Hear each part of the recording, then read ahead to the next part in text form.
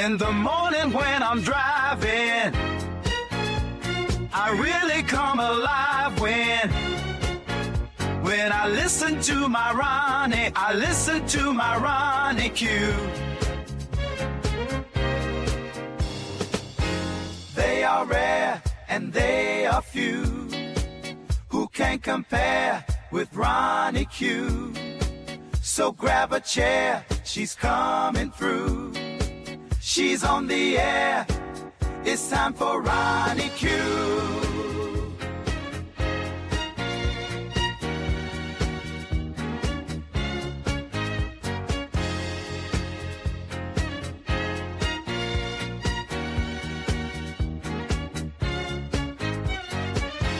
They are rare and they are few who can compare with Ronnie Q.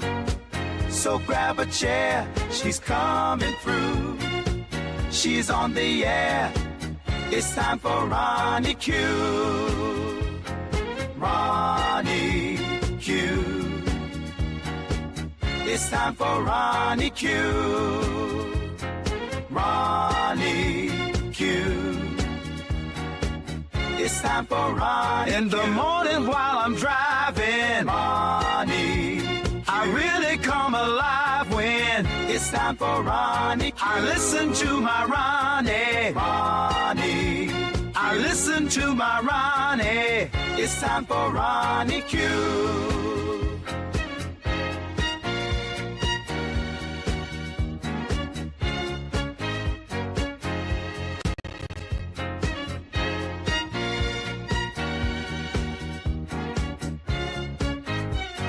Take a seat and go meet Ronnie. Sweet, sweet, sweet, sweet Ronnie. No day complete without my Ronnie. She can't be beat. Sweet, sweet Ronnie.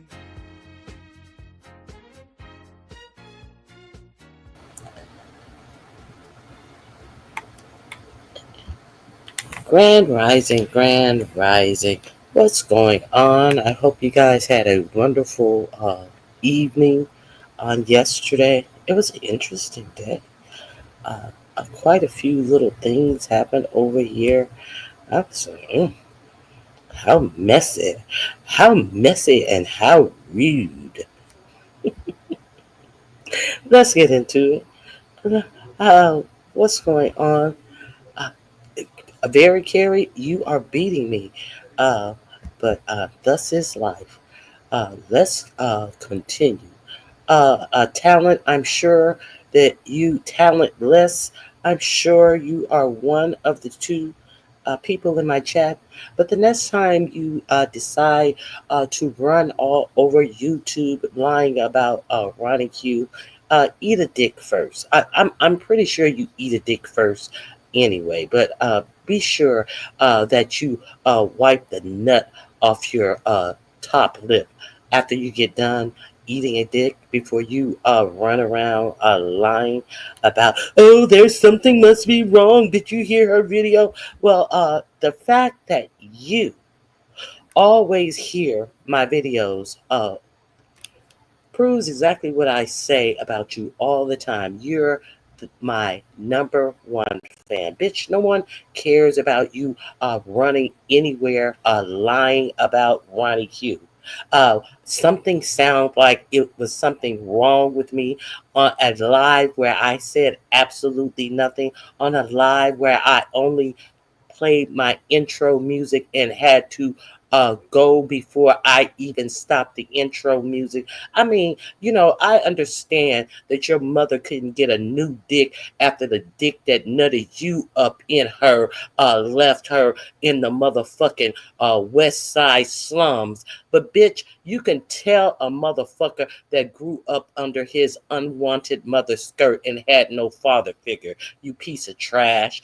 That's exactly why I say you're trash. And the bitch who birthed you is too. Let's continue. Hello to make sure, since you're in the clouds, make sure you hit the like button, bitch, because you actually love me. They really need a love button, bitch. Okay. let me start the show. Um, it's a lot. Oh, it's a lot going on. If you haven't been over to Stomp Down page, make sure you let me find his link. Stomp Down. Go over there and take a gander or two at I think it was three videos that he did yesterday. Um, it's a lot going on with Tommy. I'm not a fan of Tommy, but it was a lot of telenovela type tears and crying and police calling and all of this. I was surprised. Hey, Foot Soldier Grand Rising. Um, so this is Stomp Down's link. Go over there and find out the latest on the telenovela. Pastor Fakeness actually made a concerned appearance uh, on Stump Downs Live after cops were called and all of this type of stuff, feigning concern about the whole situation. And I don't want anyone to get hurt. And we make joke and gag around here. No, you actually use them for fodder, for content, and for penny change, bitch. That's what you did. With Tommy and Castro situation. You show no emotional intelligence or no actual intelligence. All of you motherfuckers who walk around here feigning and pretending to be so above everything show what pieces of trash you really are. And the fact that you guys want people to believe the fakeness of this alleged intelligence you have, and you get mad when somebody who is intelligent call you on the carpet for being some fake ass bitches and bitch niggas. So that's what I have to say about that. So go over there and watch Stomp Down. Um, and if you want to find out what the latest is on Tommy, he was in between cursing Castro out, crying on the phone. I think it all started. Uh, I didn't know. I didn't know any of this.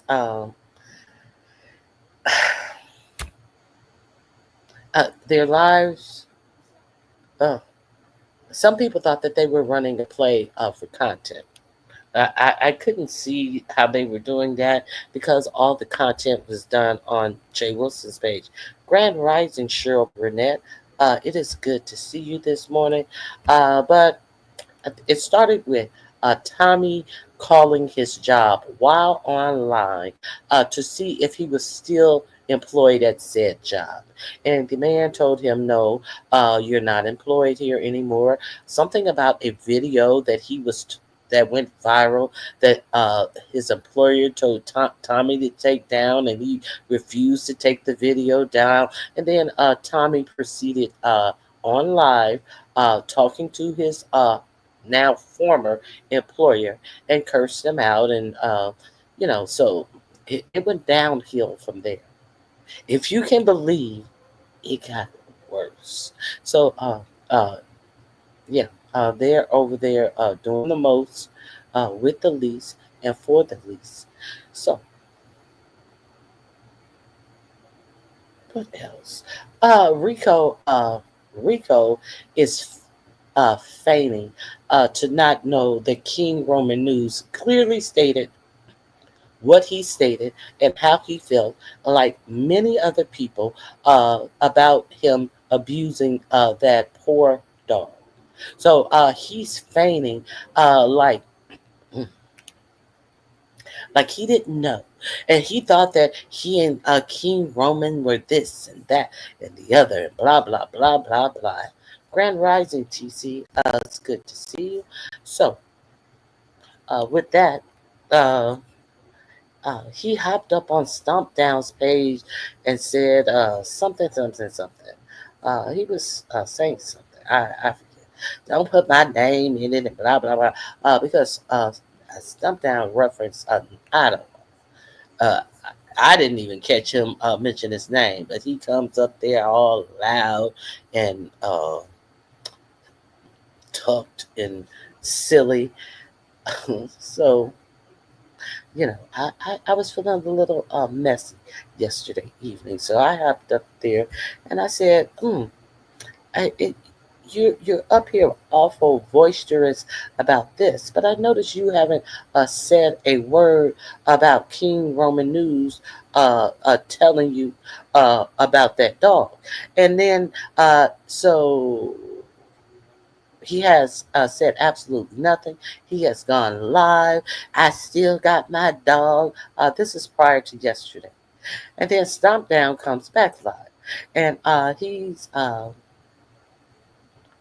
he's relaying the fact that after I said that, Rico went live and said my old ass uh, said that King Roman News said something about him and the dog. King Roman News said that on a actual live, explained it all, and it all made sense, being that you abused that dog.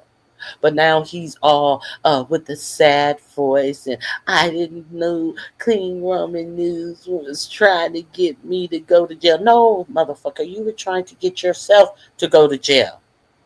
King, nobody control you and doing the illegal behavior that you exhibited toward that animal. Okay, so in if I'm old, I bet I want to put some money on you getting my age. If I'm old, I guess I am old to a motherfucker who has the life expectancy under uh, uh, 39 years. I guess I would be old to someone like you. Okay, Red Wings, it is good to see you. Long time no see, but it is awful nice to see you. So, one more thing. You see, my title is Morning News 4547. Is backpedaling and pussy popping worse than that Orca in Tennessee? Who is the Orca? Oh, I forgot my I in N. Who is the Orca in Tennessee? You may ask yourself. I'm sure you know who the Orca in Tennessee is. Do we need to even bother with identifying the Orca in Tennessee? Okay, so the Orca in Tennessee decided. I can't save my changes in my title. Let me see.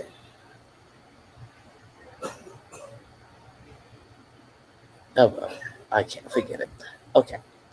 So the Orca in Tennessee, uh, someone sent me a message. Some people are not meant to be pet owners. Not at all.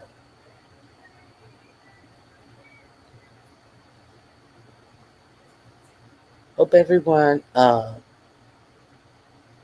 hope everyone is off to a beautiful day. You as well.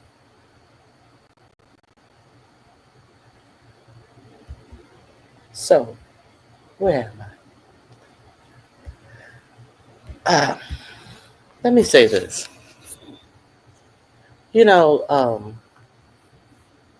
the Orca is over there calling my name, hoping that I will go back to this nothingness that is presented as content on the beef sector. Why does she wish I would go back to it?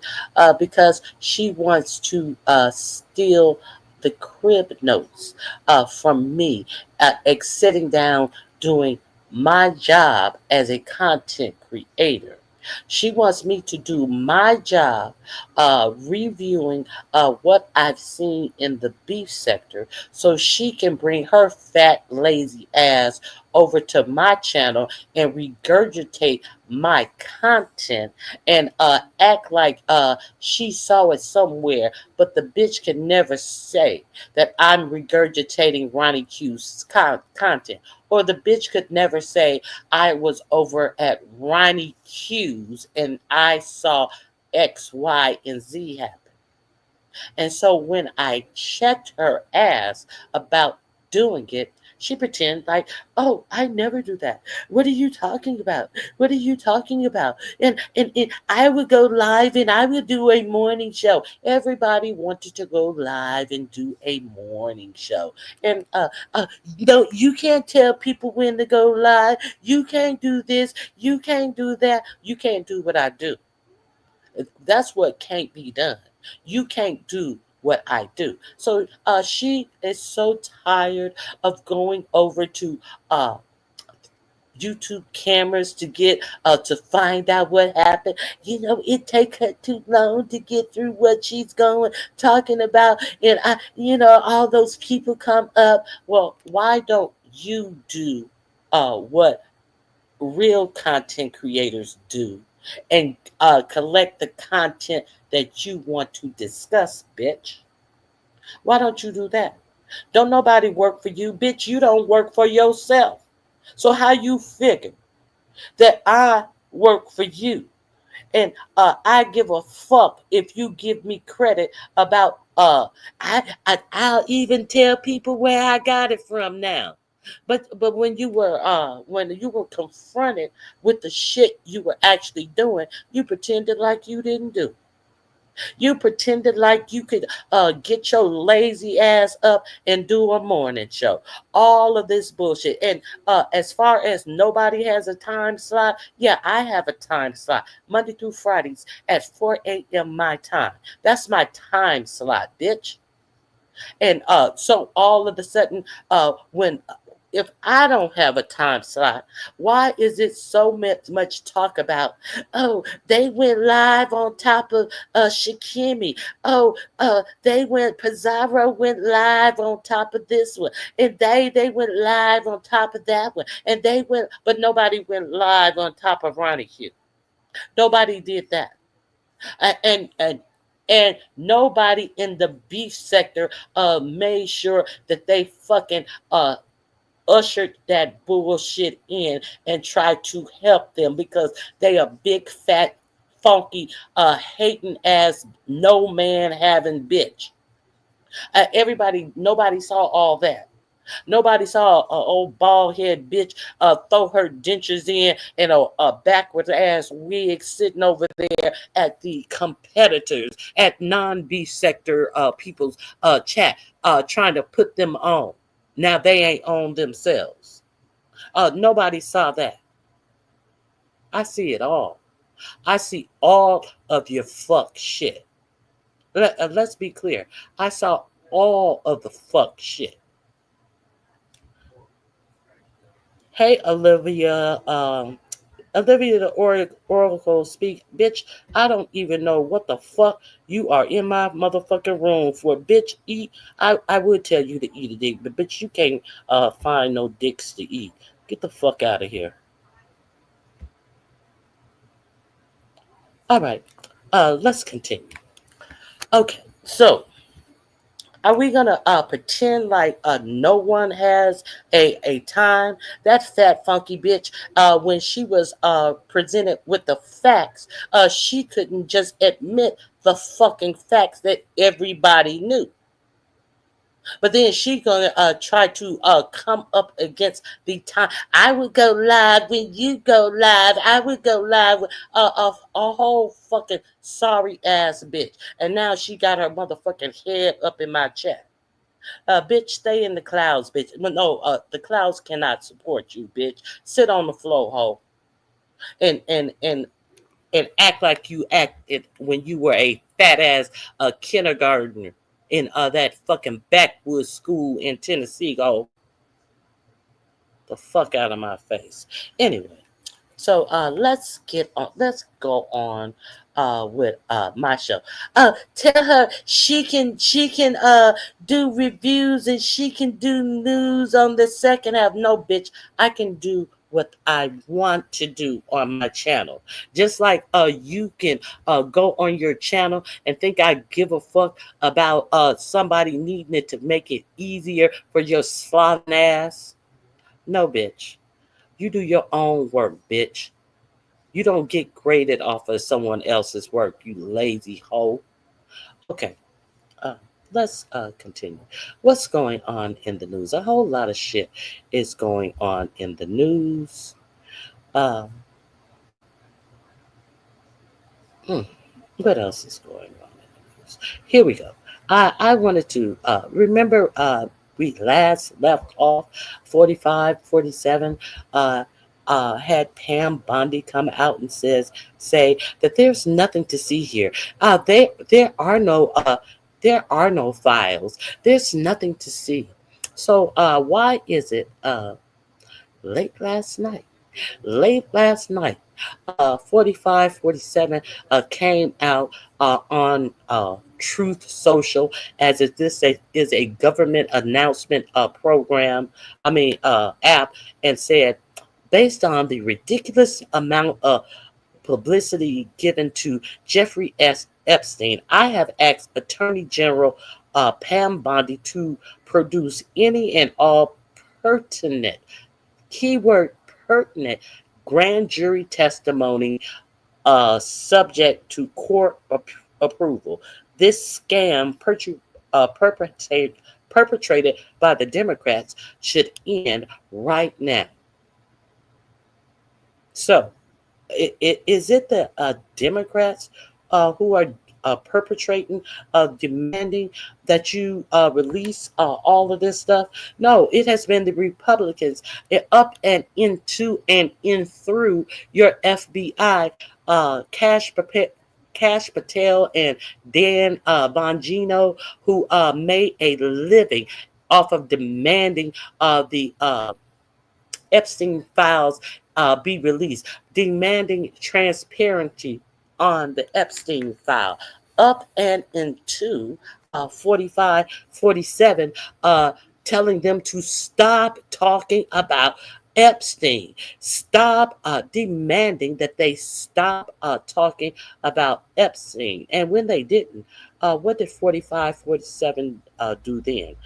45, 47 came out and said, if you do not stop talking about Epstein, I don't need your support. He called them stupid. Let's see all of the things that happened when his supporters were still demanding the same shit that they were demanding that Biden was hiding. And surely, when he got in office, he was going to share the information with them. But no, he wasn't going to share the information. Let me see. This is in all of my links are in my description box. Trump doesn't even want your support. Let me share this with you. Let me share exactly what he said to his supporters. But he is feigning like all of this fuss about those files is coming from the Democrats. Another liar. Another lie. If he hadn't lied and said that there was nothing to see in this report, maybe his supporters wouldn't be on his ass. Let's listen to this. We're going to hear the words Trump and stupid in the same sentence, but not in the order you might expect, not in the way you have heard those two words used on this program many times before. Because today, hold on, let me go forward and find him speaking in his own word. Oh, I want to show you a little of that though. The scam is the scandal about the Epstein files, of course, on the Democrats, saying, quote, their new scam is what we will forever call the Jeffrey Epstein hoax, and my past supporters have brought into this bullcrap, I'll call it, hook, line, and sinker. They haven't learned their lesson and probably never will, even after being conned by the lunatic.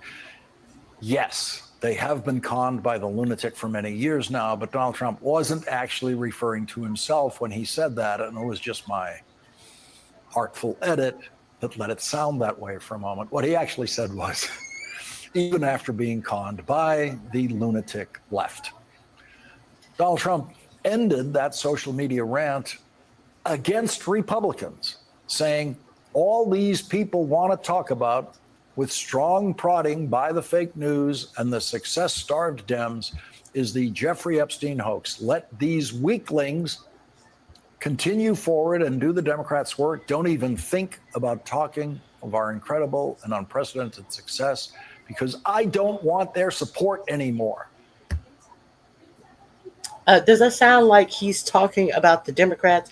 He came out, I forgot to play this yesterday, in this long berated Truth Social post, talking about his supporters continuing to ask about the Epstein files. And then he thought that he was going to change the topic.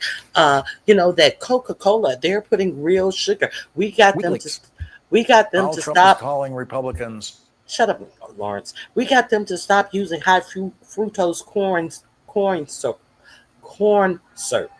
in Coca-Cola. They're using pure sugar. He wanted to change the topic, but the topic didn't change. So this is what he said to his supporters about themselves. Let's hear it in his own voice. He went further. After that post, this is what he said out of his mouth about his You supporters. said this was all a hoax. Has your attorney general told you this was a hoax? What evidence have you No, seen it's of not that? the Attorney General. No, I know it's a hoax. It's started by Democrats. It's been run by the Democrats for 4 years. You had Christopher Wray and these characters and Comey before him. And it's a bad group. It started, actually, look at the Steele dossier that turned out to be a total hoax. The 51 agents, the intelligence, so-called intelligence agents, it was a hoax. It's all been a big hoax. It's perpetrated by the Democrats. And some stupid Republicans and foolish Republicans fall into the net. Some stupid Republicans and foolish Republicans fall into the net. Let's continue 4547. What else do you have to say about these stupid Republicans? He kept going. Instead, they want to talk about the Epstein hoax. And the sad part is it's people that are really doing the Democrats' work. They're stupid people. There are people who are really doing whose work? The Democrats' work. So if the sad part is that there are people who are doing the Democrats' work, means that they are not even Democrats, right? Does that right? Are we clear that he's talking about his own supporters? Uh, let me see. Are we clear that they are not talking about people like this? Mouth and ours collectively. Stop it. Well, Alex Jones spoke directly and hysterically to Donald Trump on his program. You have put the gun in your mouth and ours collectively. Stop it. Stop it. Stop. Stop. Stop. For God's sakes, don't attack your constituents when they have moral. For God's sake, don't attack who? Your constituents. We're clear that he is talking about his own people. And aren't robots. Jeffrey Epstein killed. Okay. Let me see.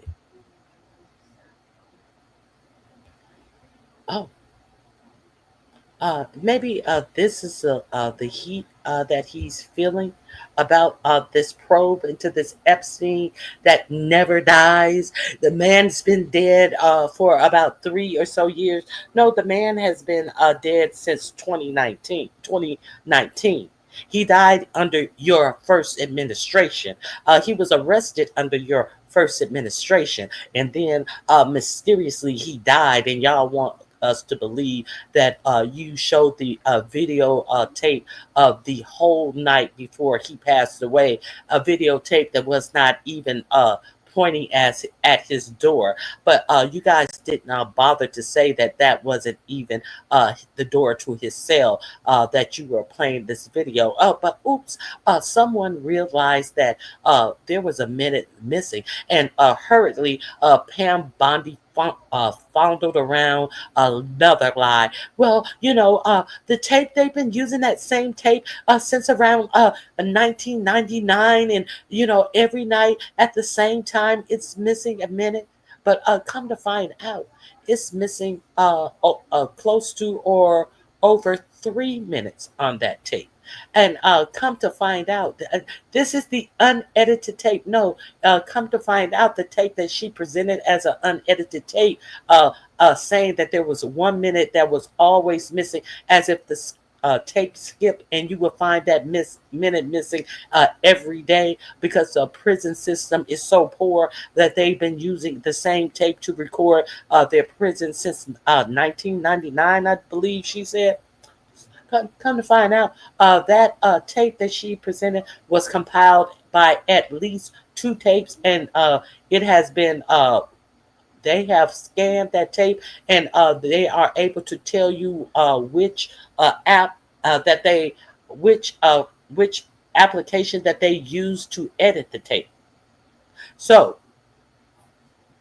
why are so many lies around this, and or why now late last night did he come out with this, based upon the ridiculous amount of publicity given to Jeffrey Epstein? I have asked uh, Attorney General Pam Bimbo to produce any and all pertinent grand jury testimony subject to court approval. This scam perpetrated by the Democrats should end right now.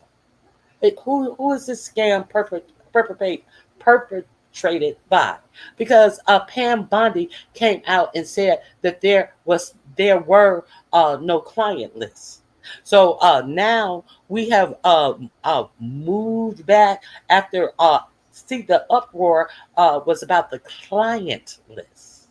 But so he throws this out here to make it seem like Pam Bondi is and his administration is being transparent after his base lit off into his ass. But he's not saying that he told her to give the client list. When people were asking you about the movings of Pam Bondi, saying that there was nothing to see there was no client list, you said you weren't involved. No, I'm not involved. I that's the DOJ. But now all of a sudden you are directly involved, and you are able to tell her directly. So, but no, you weren't telling her directly to go out and say that there was nothing to see. But now all of a sudden, when the heat is still on your ass, you announce that you told her to do X, Y, and Z. Something you're not supposed to be doing as the president, interfering with the DOJ. The type of shit that you guys always wanted to say that Obama was doing, that Biden was doing, or with Merrick Garland, because he had a rightful investigation on your ass. Do you understand that he just admitted that his hands are all over everything that Bondi has been doing, all of her lies that she has been doing? Okay, so we're clear on that. So let me show you one more thing before I haven't even gotten to the end of the day. Oh, wait a minute. Oh, why is he so afraid this client list, some things came out late last night. The Washington Post, was it the Washington Post? The Washington Post, uh, the paper owned by none other than the owner of Fox News, came out with a story last night where Elaine Max, what is her name? Uh, is it Elaine Maxwell? Giselle? Giselle Maxwell, or whatever the bitch name. Uh, Epstein's girlfriend and madam who helped him procure allegedly, well, she's in jail. This is not alleged. She has been found guilty of helping him traffic these young girls. So she was putting together a book for Epstein's 50th birthday. And she decided to have all of his good friends to, write something personal in this book for Epstein. I believe Epstein would have been in jail on his 50th birthday. So they came across a handwritten, a hand doodled. It's funny that he's a doodler too. Is he a diddler and a doodler? They found a little doodle where he 45, 47 is alleged to have drawn the figure of a nude woman's body with very small breasts, just little chestnuts for breasts, and his big signature in the crotch area that kind of look like pubic hairs.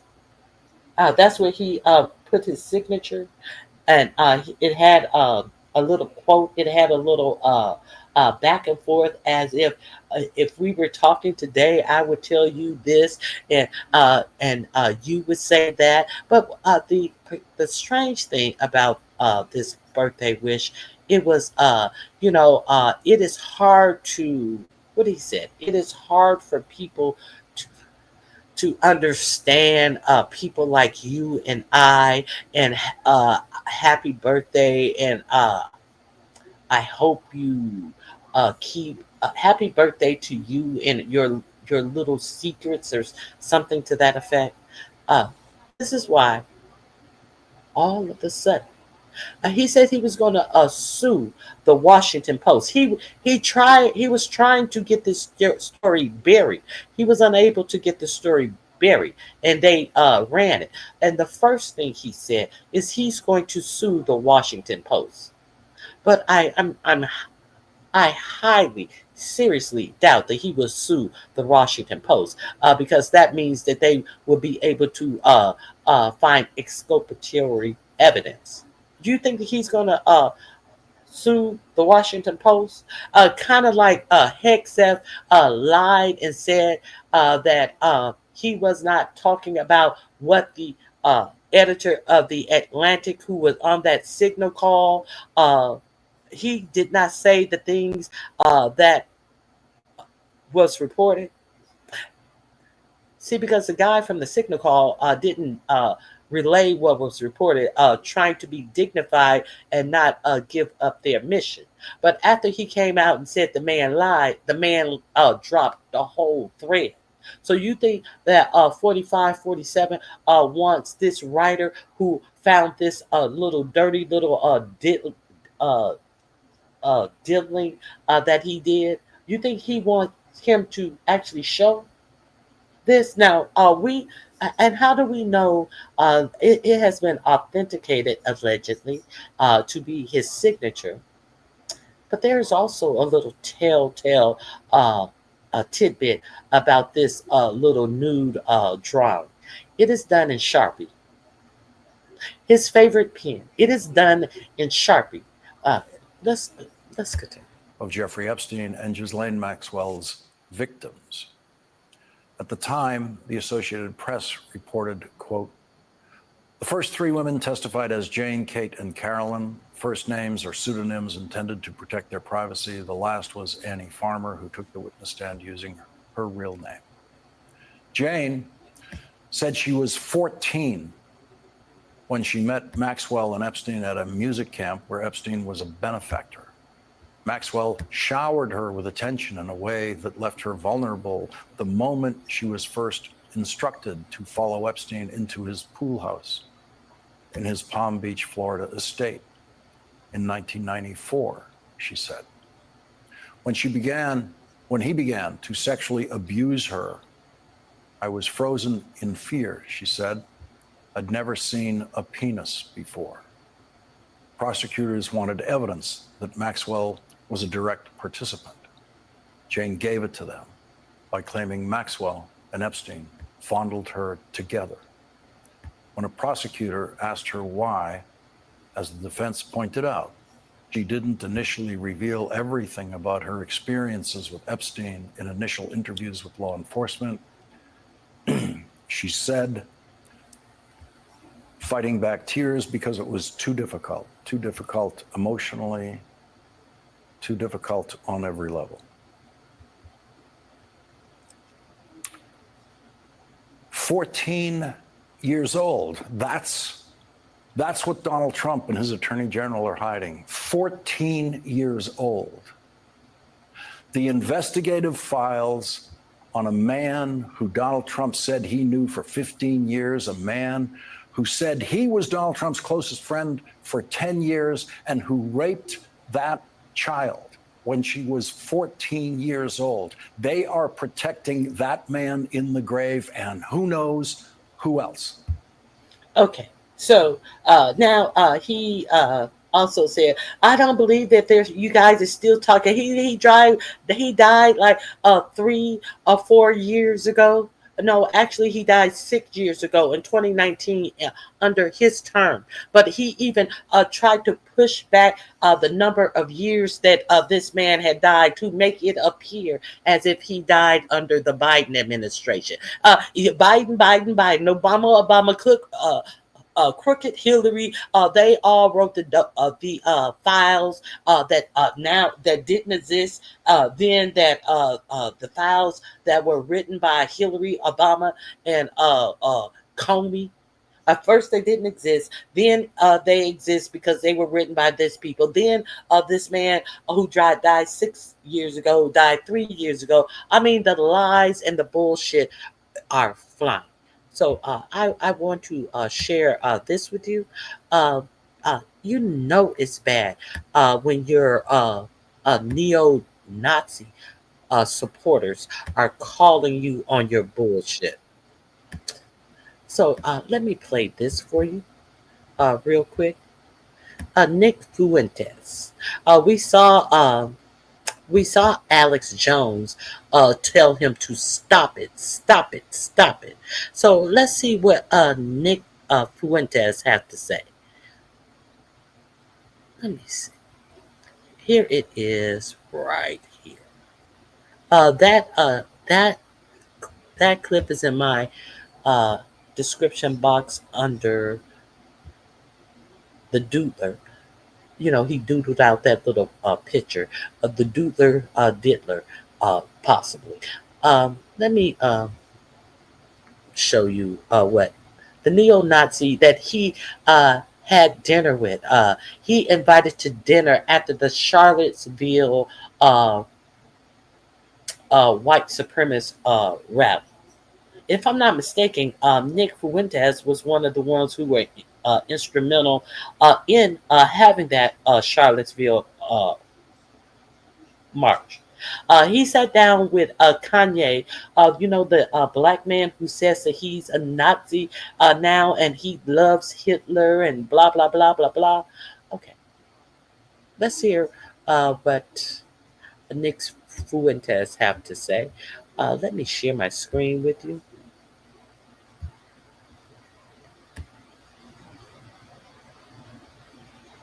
Hold on 1 second. Here we go.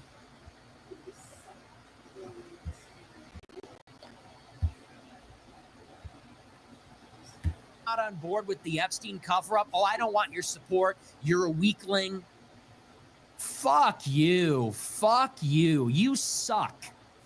You are fat. You are a joke. You are stupid. You are not funny. You are not as smart as you think you are. You are, and honestly, and if you watch my show, you know I've been very critical. I've never been this far. This just goes to show this entire thing has been a scam. When we look back on the history of populism in America, we are going to look back on the MAGA movement as the biggest scam in American history. And the liberals were right. The MAGA supporters were had. They were. When we look back in history, we will see Trump as a scam artist who served as a vehicle for this rather than the other way around. We were not the vehicle for Trump. Trump was the vehicle for all of us. And now he says, if you're not on board with the Epstein cover-up, oh, I don't want your support. You're a weakling. Fuck you. Fuck you. You suck. You are fat. You are a joke. You are stupid. You are not funny. You are not as smart as you think you are. You are, and honestly, and if you watch my show, you know I've been very critical. I've never been this far. This just goes to show this entire. Okay, I wanted to play all the way back to the beginning. Let me see if I can go back here. No, I can't go back there. And now he says, if you're not on board with the Epstein cover-up, oh, I don't. Okay, so there is his former supporter, Nick Fuentes, losing his shit. Okay, so I showed you where we started.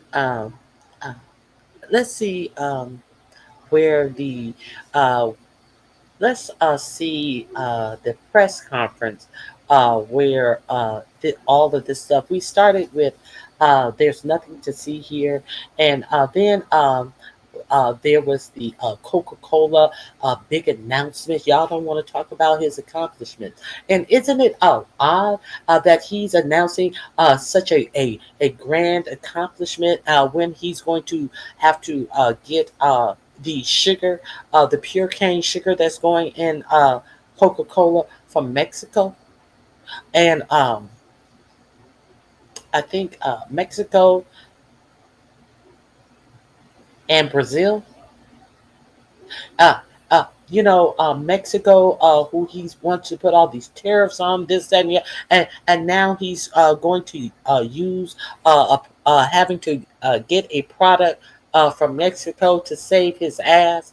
Isn't that par for the course? Isn't that sweeter than the sugar that is going to be going in that Coca-Cola? Let me share my screen, and let's get to the lying Caroline Levitt of it all. Caroline Levitt, thank you for Jeline Maxwell. Thank you for that. Hey, Max. Thank you for that V185. Yes, Jeline Maxwell is her name. I couldn't remember her name.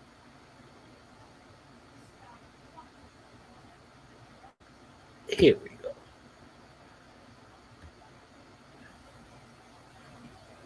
Wait a minute. Let me. Trump crashes. Here we go. The link is in my description box. Let's check out Caroline Levitt when she's being questioned about Epstein. We don't want to miss this. If you're not subscribed to, I think Brian Tyler Cohen, you may want to check him out. Good reporting. The link's in the description box. Story just won't die. There's been a lot of discussion about the Epstein files and the president's comments yesterday calling it a hoax. Can you clarify which part of the Epstein hoax is the hoax part? Now, I want you to, which part of the hoax is the hoax part? The president announced that it's a hoax. I want you to hear the answer, the straightforward answer to this very simple question. Which part of the hoax is the hoax part that President Bumblebee said was a hoax. That is how you call bullshit without saying the word bullshit. The president is referring to the fact that Democrats have now seized on this, as if they ever wanted transparency when it comes to Jeffrey. No, the Republicans have seized on this. But where's the hoax part? Okay. Epstein, which is an asinine suggestion for any Democrat to make. The Democrats had control of this building, the White House, for 4 years, and they didn't do a dang thing when it came to transparency in regards to Jeffrey Epstein and his heinous. Yeah, and that's one of the things that the MAGA was complaining about, that the Democrats were hiding something with these Epstein files, and surely when their cult leader got into office, that they would see these files. You're right. They did absolutely nothing with those files to bring those files out. But your supreme leader said that sure, if I can put them out and nobody get hurt, it's a little tricky with that one because it's a lot of people and it's a lot of bad things, like the first round of alleged information that was given to influencers. This administration has gone from real news reporting, but I guess since they're mostly all bought and paid for, why bother to go to them, to sycophants and delivering the Epstein files that they held up outside of the White House, that who gave them, Pam Bondi called these influencers, none of that. Now, when are you? There was supposed to be a second dump of the information that she gave to them, but we don't know how much we can give, because it's some sensitive things. You can give the same type of information that you gave to those people who thought that they really were getting something from the White House, when all that they got were pages and pages of what type of files? Redacted. Are we kidding that there have not been pages of shit under investigations where 90% of the page is redacted, but they don't understand how to redact information. They called the FBI in to make sure what they were giving the influencers were properly redacted. But they don't know. Let's continue. Crimes. Oh boy. Caroline Levitt is pissed when she starts throwing words like dang around. These gosh darn Democrats had their heads up there, when they could have released those doggone files themselves. Dag nabbit. After all, Caroline Levitt is a good, God-fearing Christian woman, and she wouldn't want to set a bad example while covering for her boss, who's trying to hide his links with a known pedophile. Once again, this administration is getting hammered over their handling of the Epstein files, and today, Trump's press secretary tried a myriad of tactics to deny and deflect blame, praying one of them would work. What is stopping the administration from just redacting any sensitive information, grand jury information, and putting out what is appropriate so that the American people can decide and then let this story die? Redacting what type of information? Grand jury information. Allegedly, they were afraid about grand jury information getting out. Grand rising of you is a view. Do you understand that was one of the complaints, that they couldn't have grand jury information get out because some of the courts have restricted that. But wondrously, late last night, what is he offering to put out? I have asked Attorney General Pam Bimbo to produce any and all pertinent grand jury testimony. That's it. Not all the files. Grand jury testimony. Do you see them lying in your face in real time? And do you think that there is going to be any testimony from no? Because victims? No, because the victims didn't even testify for the grand jury. So more bait and switch bullshit. Okay, let's continue. Let's continue. I got a lot of shit. Let me shut up. Let me let these videos speak for themselves. Well, in terms of redactions or grand jury seals, those are questions for the Department of Justice. Those are also questions for the judges who have that. Those are questions for the Department of Justice. Well, it doesn't seem that way because 4547 just told the head of the Department of Justice to release any pertinent grand jury testimony. Bitch. Let's continue.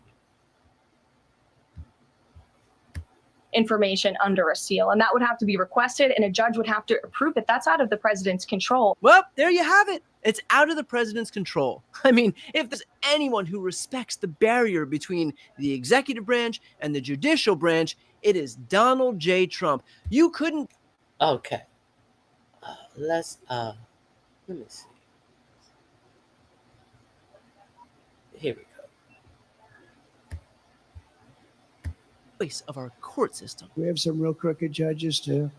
That's the only way. The only way I can lose is crooked judges. We have a judge in New York who's a very crooked judge. I have a crooked judge. He's a totally conflicted judge. Dude hates judges so much, you'd think they were one of his offspring. Trump and his team are so hellbent. Well, we're going to talk about crooked judges as well. We're going to talk about all the Democrats walking out of the committee that was supposed to discuss the oversight committee that were supposed to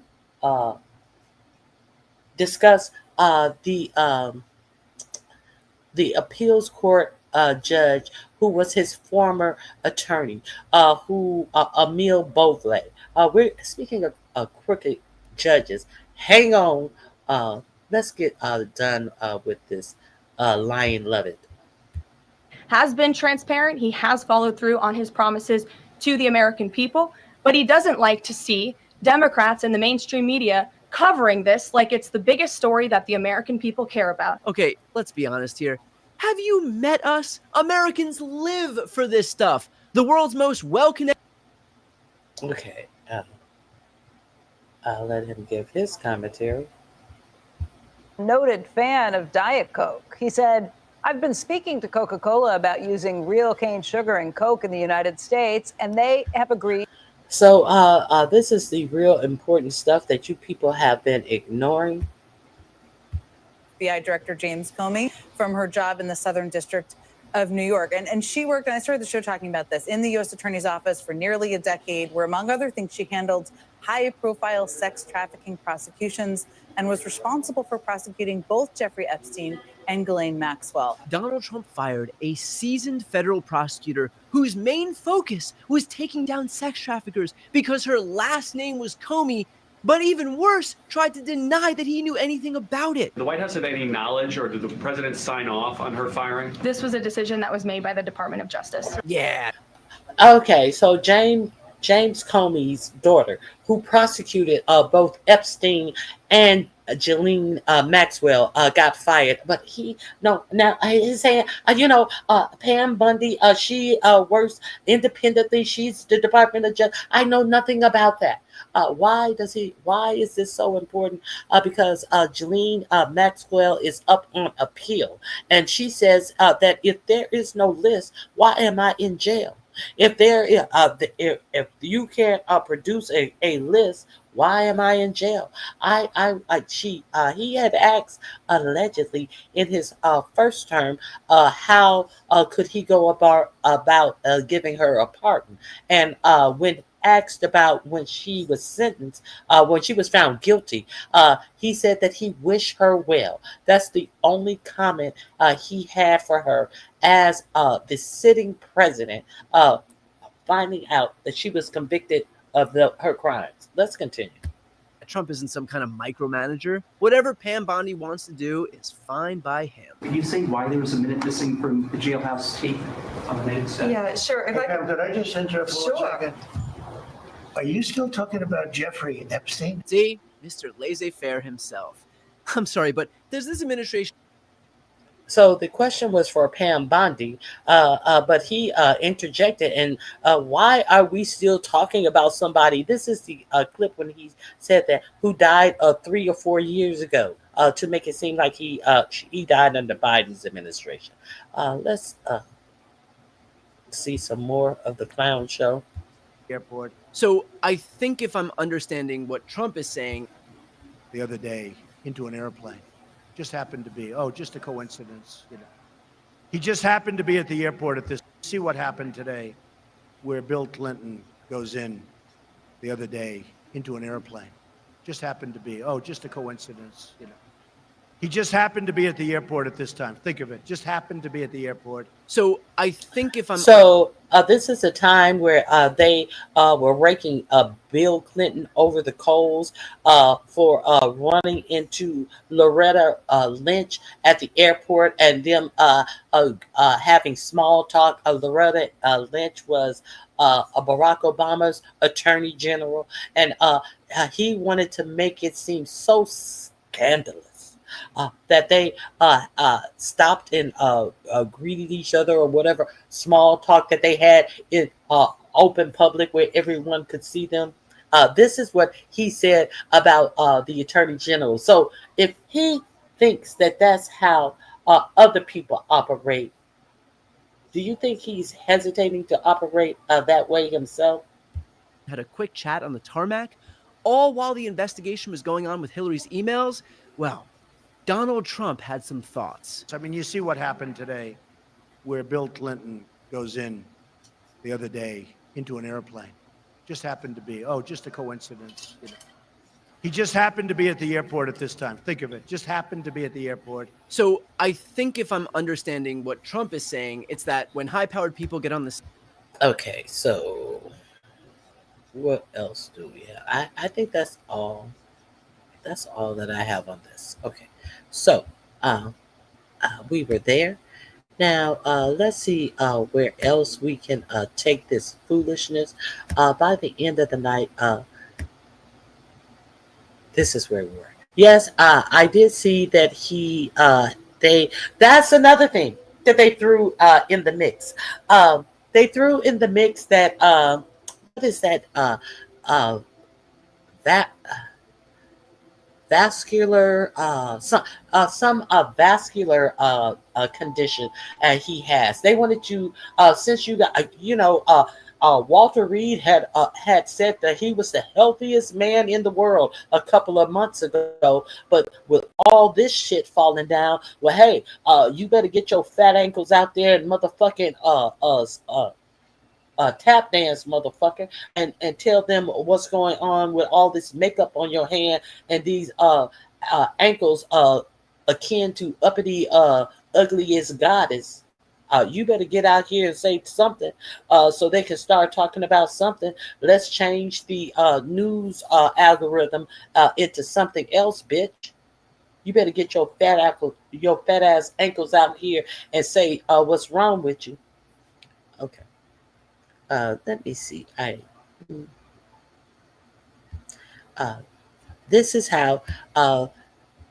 This is the second story that they gave out. First, it was all of that, and then she wanted to give this announcement. Since the press was curious, she couldn't answer the questions that the press showed and were asking and showing their curiosity about. But she could change the subject since the press had been curious.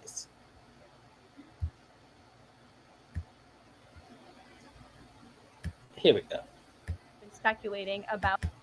On another note, I know that many in the media have been speculating about bruising on the president's hand and also swelling in the president's legs. So in the effort of transparency, the president wanted me to share a note from his physician with all of you today. In recent weeks, President Trump noted mild swelling in his lower legs. In keeping with routine medical care and out of an abundance of caution, this concern was thoroughly evaluated by the White House medical unit. The president underwent a comprehensive examination, including diagnostic vascular studies. Bilateral lower extremity venous Doppler ultrasounds were performed and revealed chronic venous insufficiency, a benign and common condition, particularly in individuals over the age of 70. Importantly, there was no evidence of deep vein thrombosis. Okay. So she gave a myriad of information about a chronic condition that he had. This same man who went a couple of weeks ago for his yearly checkup and said that everything was excellent. So everything was excellent when he went to Walter Reed for his checkup. But then weeks later, when oh, he's trying to move the news cycle off of this Epstein stuff that his Republicans sycophants are in his ass about. We get to hear about a chronic condition. Conditions don't get chronic overnight. If you were at Walter Reed, one of the best hospitals in the world that examines presidents from the rooter to the tutor. You already knew you had that. While you out here lying about how healthy you were. Okay, so that's another point. Or arterial disease. Laboratory testing included a complete blood count, comprehensive metabolic panel, coagulation profile, D-dimer, B-type natriuretic peptide, and cardiac biomarkers. All results were within normal limits. All results were within normal limits. Okay, so this motherfucker, the valves in his veins that pushes the blood back up to his heart, oxygenated blood back up to his heart and to that bird brain of his. It's not pushing the blood up. It's having the valves are failing. The blood is trying to get pushed up and it's falling back down his legs. And are we pretending like this is a person who has the healthiest of lifestyles, who lives on junk food and diet soda? Okay, so he has the blood, the oxygenated blood pooling in his lower legs and ankle, and no oxygen is going to his bird brain. That's all that I think that's all of this report. Maybe let me see. An echocardiogram was also performed and confirmed normal. So they took care to examine his heart to make sure he doesn't have some type of congestive heart failure. That's why they was checking his heart. They took extra care to check on his kidneys. You know, the kidneys that they said that it appeared that he has been wearing a colostomy bag that is strapped to his calf. That thing. Mm-hmm. The strange picture they had of his crotch area, which looked like there was something attached under his clothes to his groin area. Okay, so they did all of these tests. Okay, let's continue. Cardiac structure and function. No signs of heart failure, renal impairment, or systemic illness were identified. Additionally, recent photos of the president have shown minor bruising on the back of his hand. This is consistent with minor soft tissue irritation from frequent handshaking and the use of aspirin, which is taken as part of a standard cardiovascular prevention regimen. This is a well-known and benign side effect of aspirin. I've never heard of aspirin discoloring anyone's skin. But I have melanin in my skin. I'm melanated, so maybe that's a keep make America great again condition. I ain't never heard, and it you can clearly. I wish I had the picture. I think I don't have the picture anymore. Hey, a view is a view if I didn't speak. Hey, Max, I saw you come in earlier. K. Barron, D185. Truth and Reason, Sandy, and Madison, you could actually see where there appears to be some type of IV. There is a lump. There's a whole bunch of makeup covering a old wrinkled hand with a whole bunch of wrinkles on it, and then there's a lump, and there's appear to be a big hole in the middle of the lump, as if he was taking some type of IV. So I'm just saying.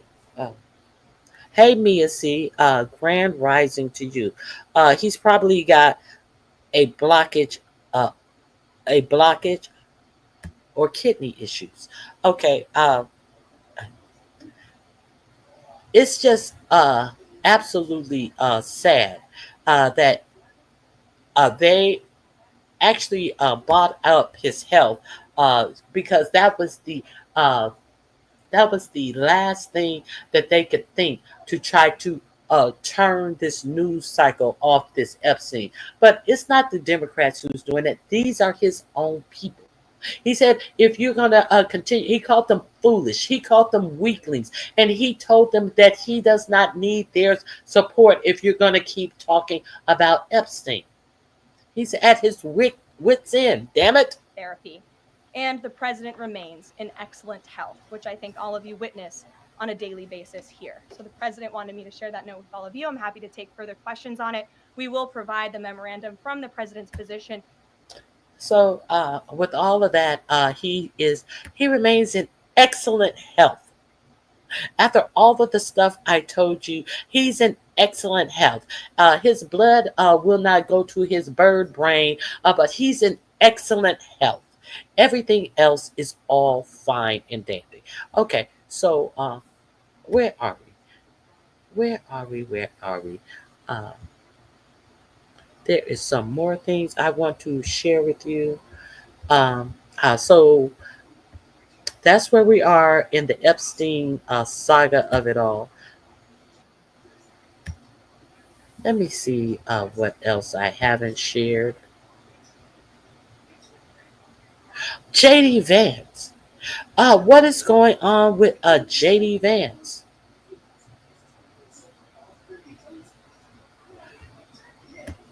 Let's see what's going on. I thought JD Vance has supported him in all of the immigration shit that is going on, but for some reason, JD Vance is saying that the Epstein files need to be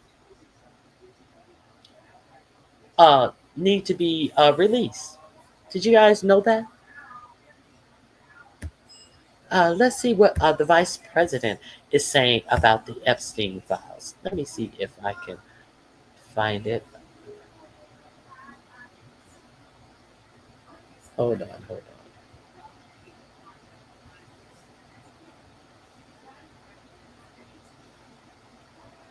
Did I play this? I don't think I played this.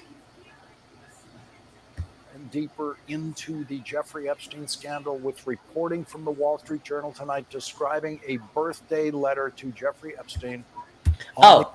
I have this up here because all of that other chatter was going on this morning, and then late last night, here comes this post about Bondi is finally releasing the Epstein files, and this is the story about why she's releasing these files because of the Washington Post article that came out about this little doodle nude woman with very small breasts that 45, 47 thought would be a hoot to give Epstein for his 50th birthday that Ghislaine Maxwell was creating from all of his good friends and all of this. Let's continue. The occasion of Jeffrey Epstein's 50th birthday.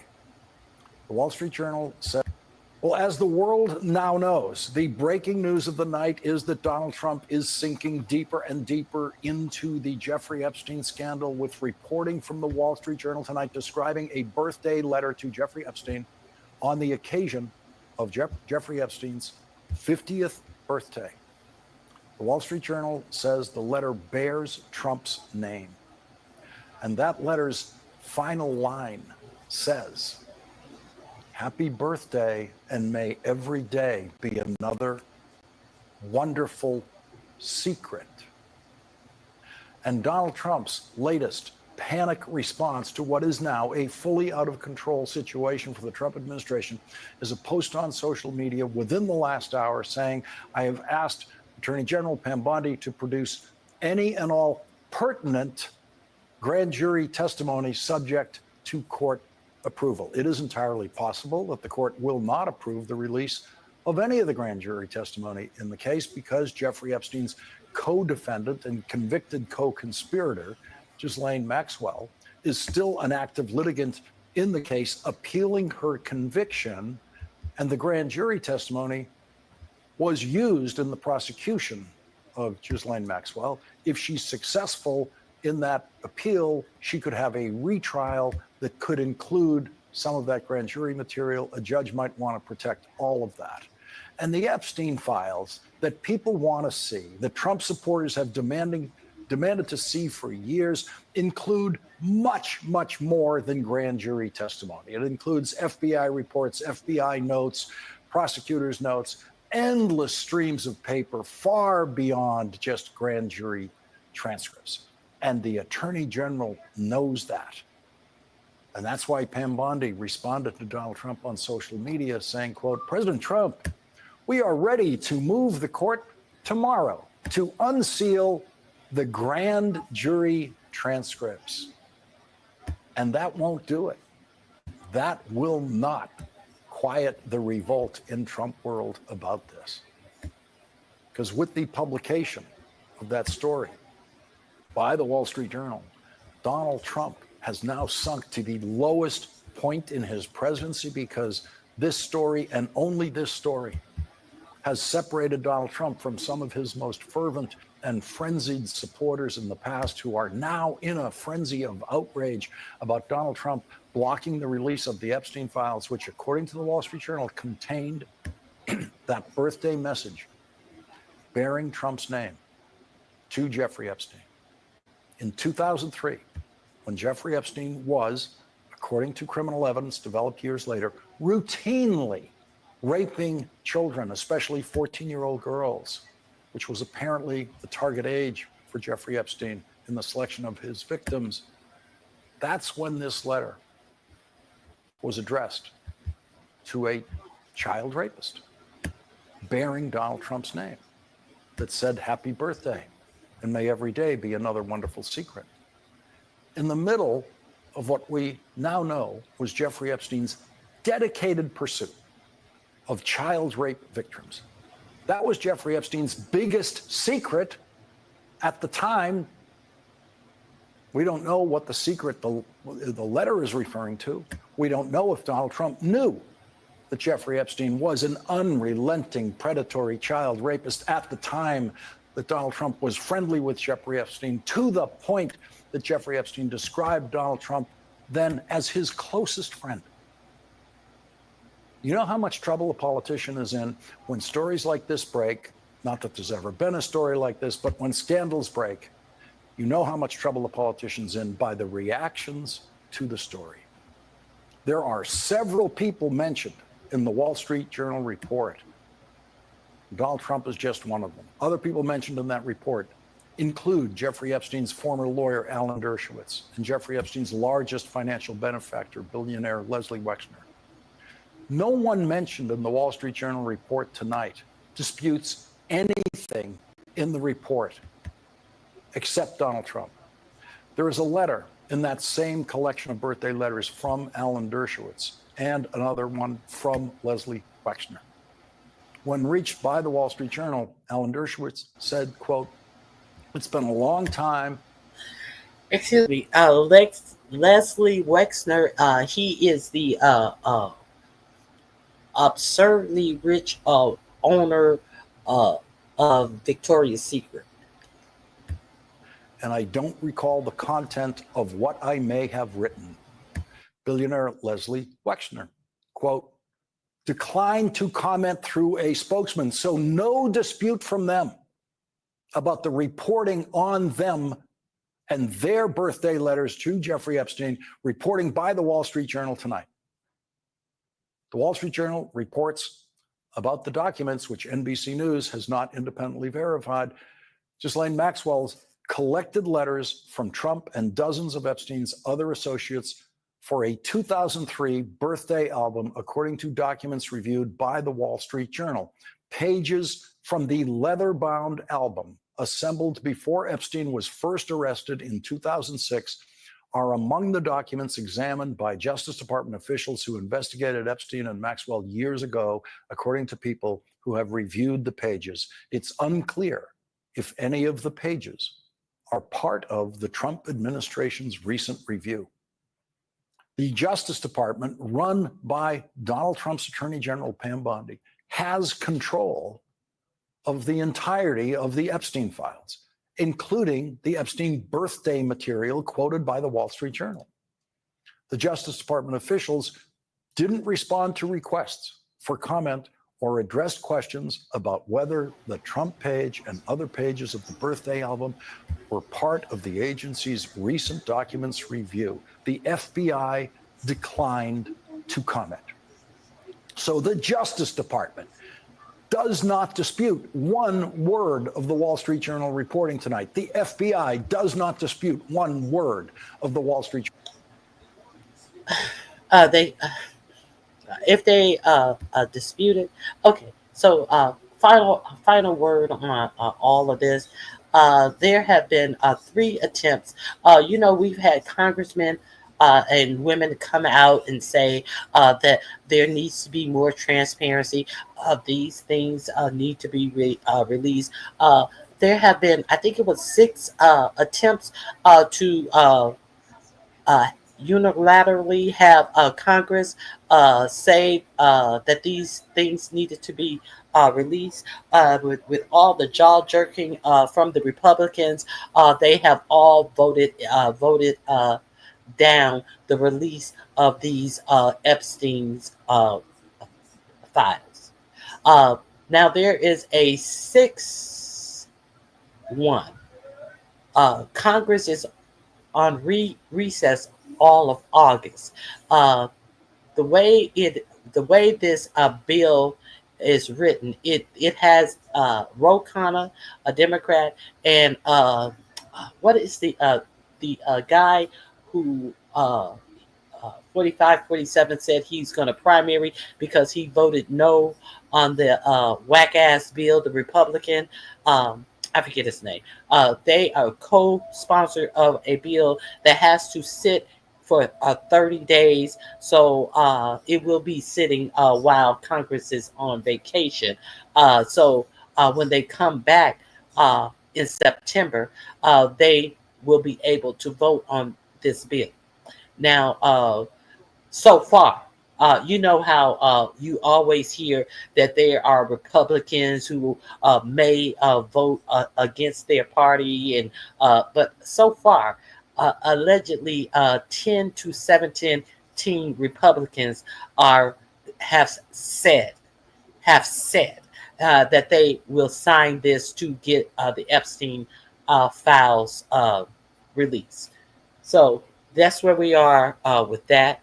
Pam Bondi is not going to release anything of any value to these sycophants that they have got all lathered up behind transparency, as if the Democrats weren't being transparent. And so we'll see where it goes from here. Now, I tell you guys that you guys need to watch. You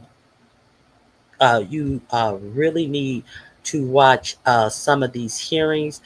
You really need to watch some of these hearings that go on in Washington. You can find out how your government is working. Yesterday, they're trying to. Hold on. Let me find it. Let me find it real quick.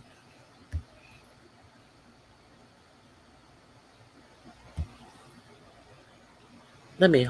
I apologize.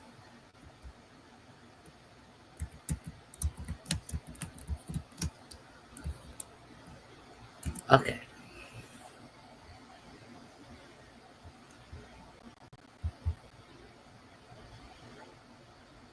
I think I wanted to get a good view of this happening. The Democrats walked out on the judiciary meeting uh, yesterday, where they were deciding and putting any notes in the record about this Bouvier judge that 4547 has nominated for a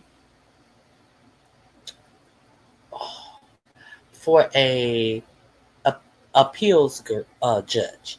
Okay, so I want to show you the Democrats walking out of this committee. The reason why they walked out of the committee is that each person. This is not the full House. This is a committee. It has a limited number of people on these committees, and what is his name? What's his name? What is his name? I'll get his name.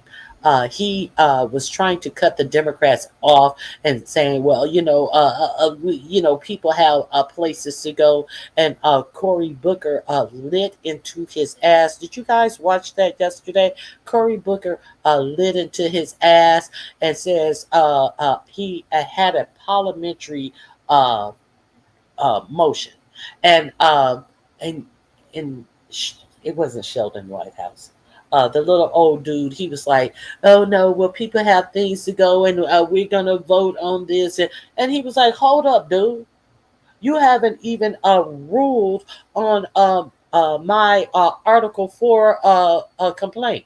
He was using the parliament, the parliamentary procedures, and he acted as if he didn't even say nothing. Yeah, he just was like, "Okay, well, we're gonna go on and we're gonna call for the vote." They're trying to push this Bouvier character through. Who is Bouvier? We've talked about Bouvier over here on my news channel plenty of time. Bouvier is the person who had a hard time getting someone to drop the charges on Mayor Adams. They wanted to drop the charges on Mayor Adams, remember, because they had come to an agreement with Mayor Adams that he would allow ICE to go into the federal prisons in New York, which is against New York City's law. But they had devised a plan that if we let you off of all of your corrupt charges, then you will open the door for us to go into these prisons and ICE. So when the person who was over, they wanted her to drop the charges. She refused. She quit her job. And then they went to the next person. They refused. They quit their job. And then I think up to 7 people quit their jobs at the Department of Justice in New York City, behind who? Bouvier insisting that somebody take up the slack and drop these charges against Mayor Adams so they could have their quid pro quo with 4547 and bring ICE into the jails, which was against New York City law. But okay. So Bouvier was, telling people if they didn't do it, they'd be fired. Bouvier was instrumental in the when the judge ruled that those planes needed to turn around. He was instrumental in ignoring that judge. Bouvier was also 45's, 47's personal lawyer, and so when they were told to turn those planes around and go before a judge and argue why the planes were taken off, they didn't do it sufficiently. And the people who were in court, they got fired from their Department of Justice jobs for not arguing it successfully, as if it was any success in arguing something that was unconstitutional. So they lost their job. So they had a hard time finding somebody to go into court and put their law license on the line to drop the charges against Mayor Adams. But then there was a caveat dangled in front of their faces. Whoever do it, you're going to be promoted. And they got two people to sign on to do it. And these two people were promoted. So this is who 4547. They have whistleblower complaints that said that Bouvet said, get ready to ignore, to say fuck you to some judges. This is what he was telling his DAs at the Department of Justice, to get ready to say fuck you to some judges. But in his confirmation hearing, all of a sudden, he couldn't confirm or deny if he's ever said that. He just really couldn't recall ever saying that. He's not going to deny he said it. I just can't recall. He refused to answer some questions in his confirmation hearing. Did you meet with Stephen Miller before you did X, Y, and Z? I'm not going to discuss who I met with. A whole arrogant asshole. A whole fucking, I would say, fascist type of judge, the worst type of judge that you would want in the appeals court. This is who 4547 has nominated. Now, we heard all of his gripes. I had a crooked judge. I had a crooked judge. I had a crooked judge. I told you I was going to get back to some crooked judges. So let's. I want to show you them walking out and why they walked out. So, of course, the Republicans went on and had their vote. And so they weren't voting him in. The vote was to send the nominee up for a vote. So they were trying to short the Democrats on their time to enter things into the record and all of this type of stuff. So Cory Booker nutted up. If you didn't watch this, you should have seen it.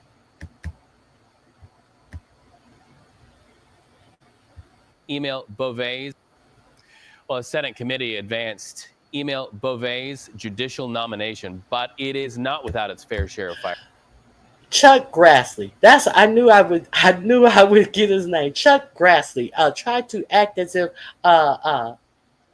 if Cory Booker didn't have a order, a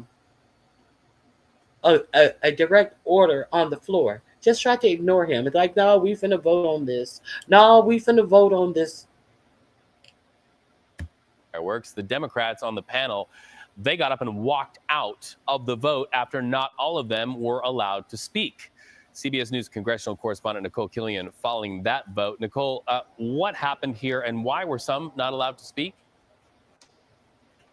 Well, it wasn't so much about that. It was the fact that, Democrats wanted more time to consider this nomination. More specifically, they wanted to hear from a whistleblower at the center of claims against Beauvais for alleged unethical conduct. And so they just said, look, this is a serious appointment. We just want more time to vet this. And so they wanted more time to debate this nomination. However, Chairman Grassley cut things off to move forward with a vote. And that's when things got very tense in this hearing. Take a listen. I have respect for you, Mr. Chairman. We've served together for more than a decade, but this is outrageous. This is unacceptable. This is wrong. It is wrong. And why? Why? What is the rush to take another half hour to listen to people? What is the rush? What are we afraid of, Mr. Chairman? What are we afraid of? I do not understand why senators can't debate a nominee as we've done when both sides have been in the majority, to take the time. So again, Senator Booker there calling for additional debate around the nomination, not only of Emile Bove, but also of Jeanine Pirro, a former Fox News host who was nominated to the U.S. Attorney post here in the District of Columbia. Obviously, Booker's attempts to try to draw out this process were unsuccessful. So both of those nominations did ultimately advance. But Booker did say that this was a very frustrating day because he felt at the end of the day, you know, both sides should be able to have a chance to litigate a nomination. And in this case, he felt the minority was silenced. Well, Okay, so I just wanted you to see them walk out. So let's see who Bove is. Let's watch him in his own words. I just wanted to share this with you. While they're complaining about judges and things like that, let's hear a little of his confirmation hearing.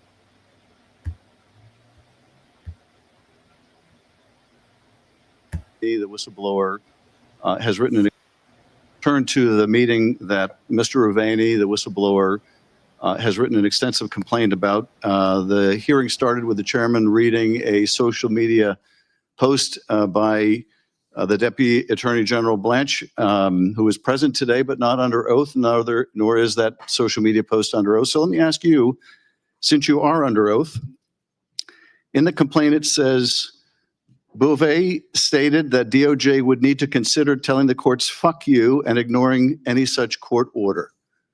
Did you say anything of that kind in the meeting? Senator, I have no recollection of saying anything of that kind. To the extent I Wouldn't you recall, Mr. Bouvet, if you said or suggested during a meeting with Justice Department lawyers that maybe they should consider telling the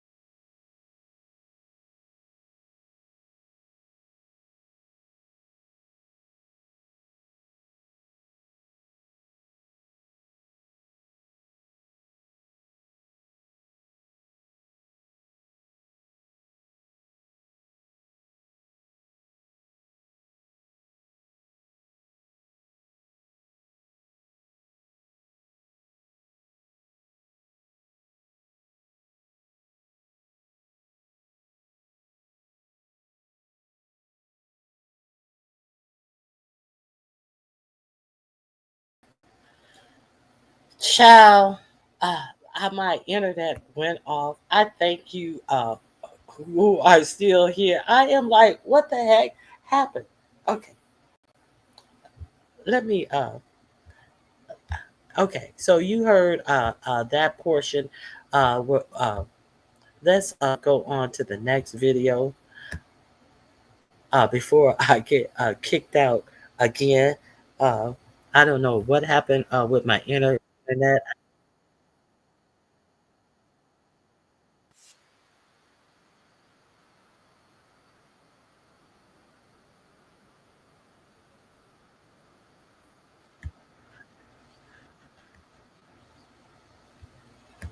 Okay, here we go. I apologize for that.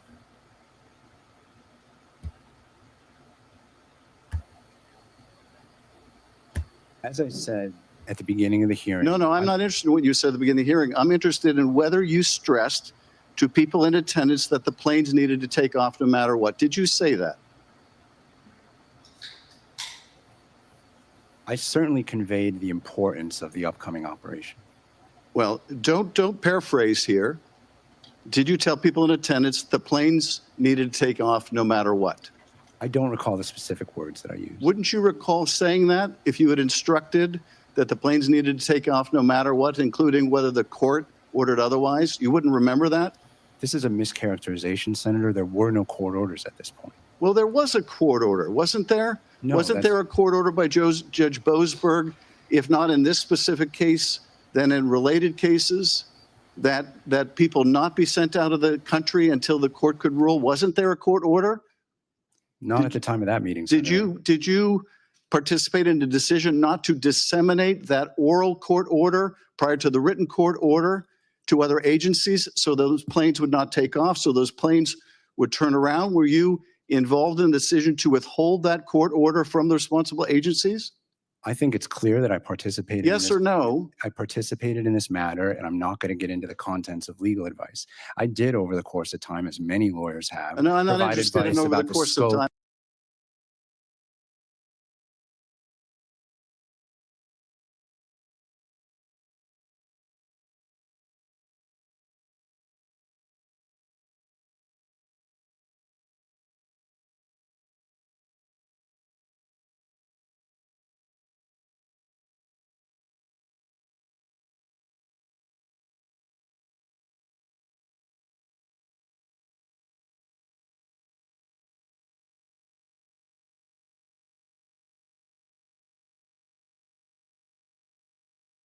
I'm interested in whether you participated in the willful violation of court orders as alleged in this complaint. Let me ask you this, Mr. Bouvet, if there are notes of that meeting, will you provide them to this committee? I defer to the committee and to the executive branch on the procedure. And if the committee requests them, will you provide those notes to the committee? I defer to the executive branch on the handling of that request. And let me ask you about notes from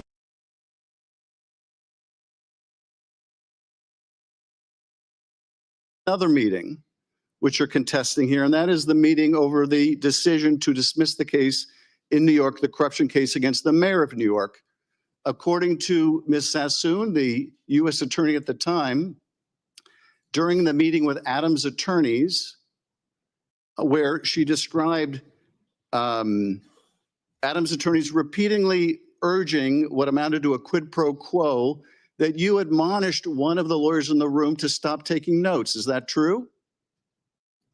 I don't believe I instructed that attorney to stop taking notes. I did remark on the fact that he was taking extensive notes, yes. And why did it concern you that he was taking notes of that meeting? Because at that point in the meeting, we were discussing who was responsible for media leaks, and I was making the point that only the prosecutors had created an extensive record that could support detailed leaks. And you were concerned, were you, that information about this potential quid pro quo might become public? Was that the concern? I've explained that there was no quid pro quo. Will you provide the notes of that meeting, which you, according to the U.S. attorney, instructed be collected at the end of the meeting? I think a member of my staff may have given that instruction outside my presence, and I defer to the committee and the executive branch on records requests and how those should be handled. Well, I would request that we seek these records, which go to the truthfulness or lack of truthfulness of this witness.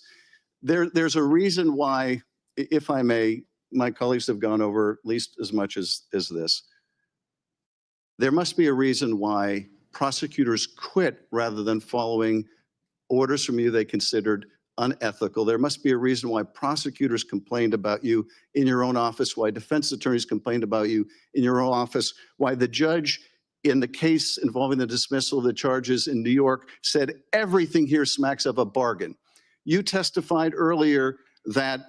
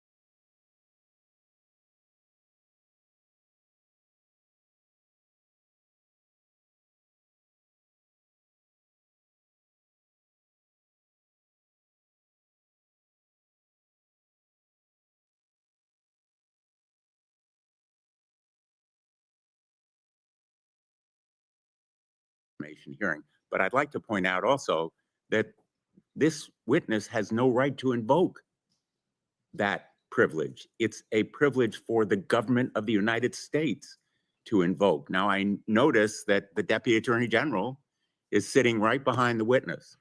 I didn't hear the Deputy Attorney General invoke this privilege on behalf of the government of the United States. And I might point out also that the witness is invoking it selectively.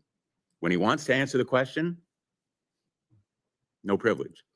When he wants to avoid answering the question, he says he's not at liberty to answer it. We've never accepted that kind.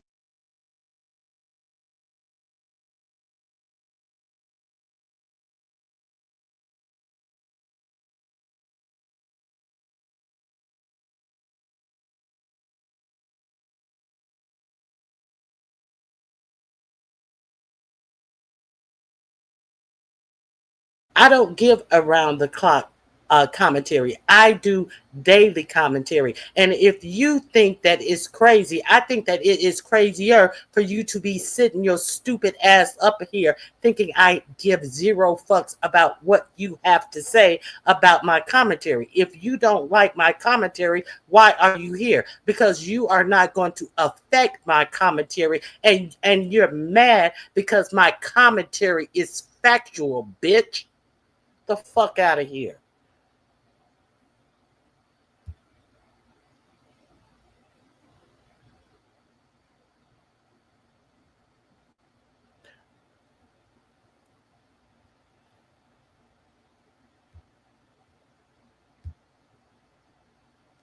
Okay, let's continue. Can you hear me now, Choreo Lover? Can you guys hear me now?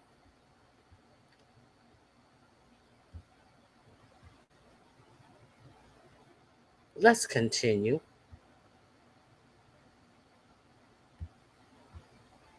Kind of tactic on the part of a witness. Yes, nominees. Some people just hate the facts. Have sometimes said they can't comment on a case or an issue because it may come before them as a judge.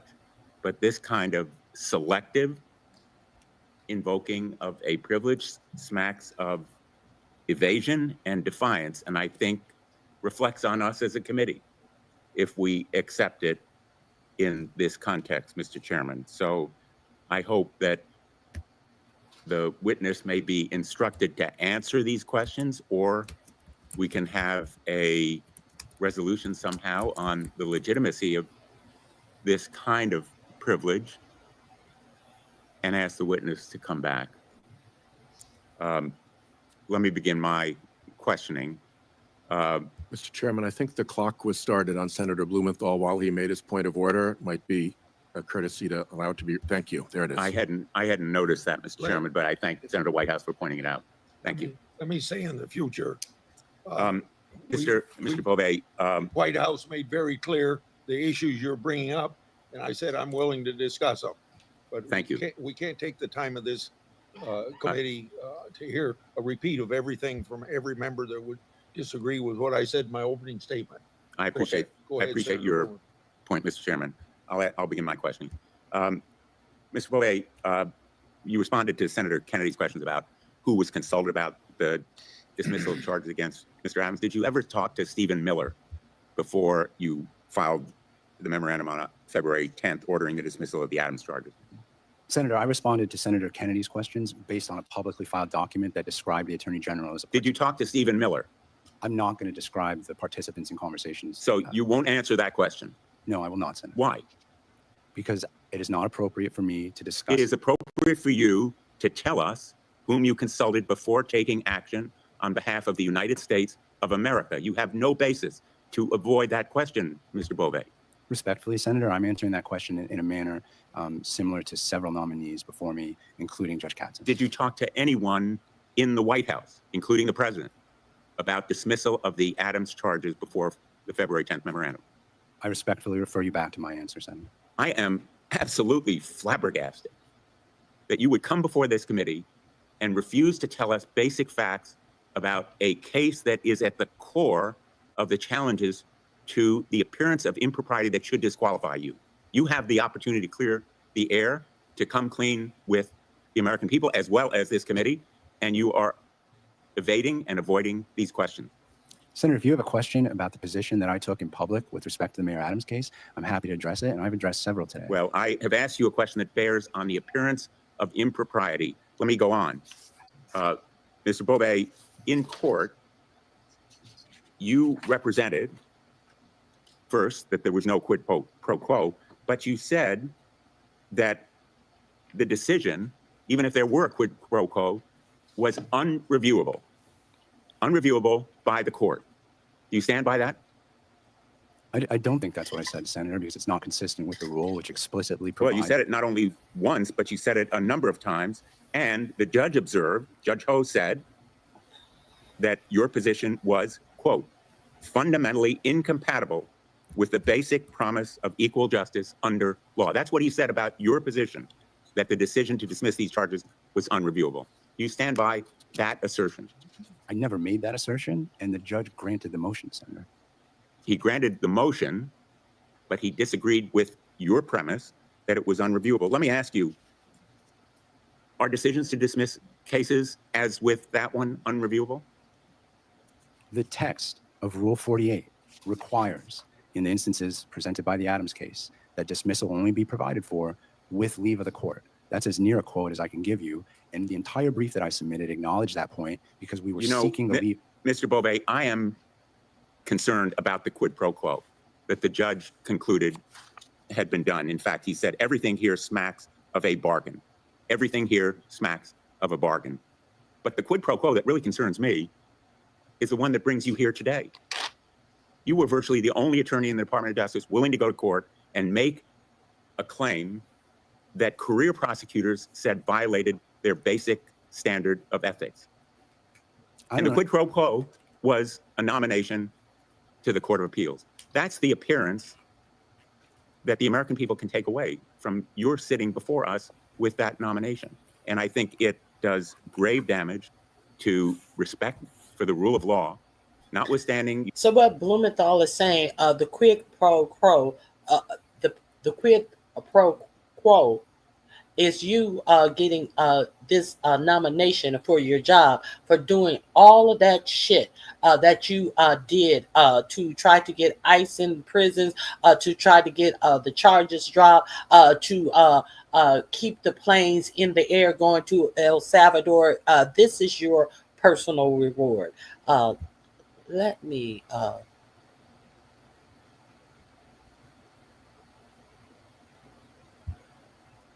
Let me share one more. Sheldon Whitehouse. This is a confirmation hearing.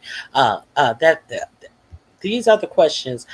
These are the reasons why they wanted to have their say yesterday on this nominee, but he was pushed. He was the nominee. The vote on the nomination was pushed through. Here we go. Sheldon Whitehouse. Is well served by our learned and servile helplessness. I yield back. I will now go to voting because we have competing. Oh no, I beg your pardon. Let me make sure my mic. I beg your pardon. This is Cory Booker. This is them wanting to have time to speak in committee about this nominee, and they try to rush it through as if all of the Democrats cannot speak on the nominee. I yield back. Before they have the vote to send him to full committee to be voted in or out of this judicial position. I will now go to voting because we have competing markups and other committees and people have to leave here soon. We'll go to Bovey's nomination. The clerk will call the roll. Mr. Chairman, point of personal privilege. Mr.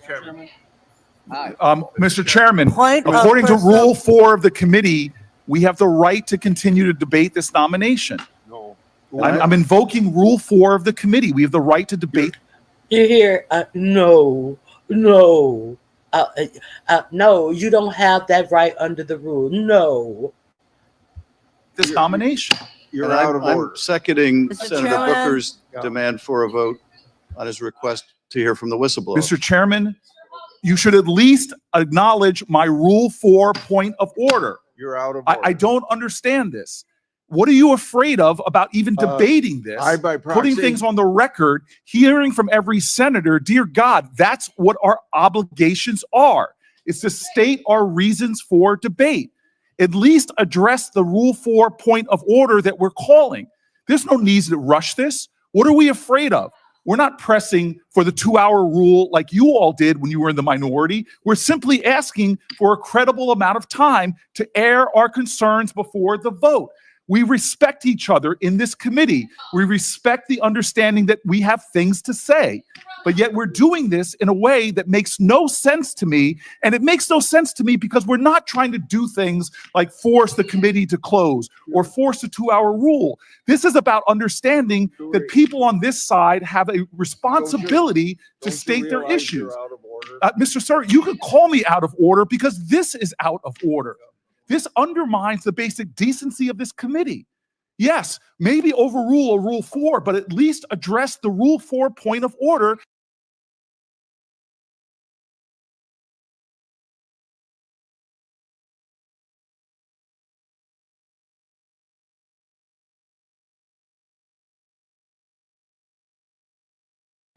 Basically, he was telling them after Sheldon Whitehouse got done talking, fuck you. We're done hearing what you guys have to say about this nominee because all of this stuff is going to have to be on our record, our Senate record, and enough of this talk, enough of these facts and complaints that you have about this nominee. We don't want this stuff on the Senate record, so we're just going to call for the vote to advance this to the full Senate to vote on. That's what he was doing right there, Chuck Grassley. Let's keep it a buck. So Cory Booker kept on. The link is in my description box. All the Democrats walked out, and Cory Booker finished what he had to say, reading him for filth, and not professionally reading what he was doing was against the Senate rules and regulations. So Sheldon,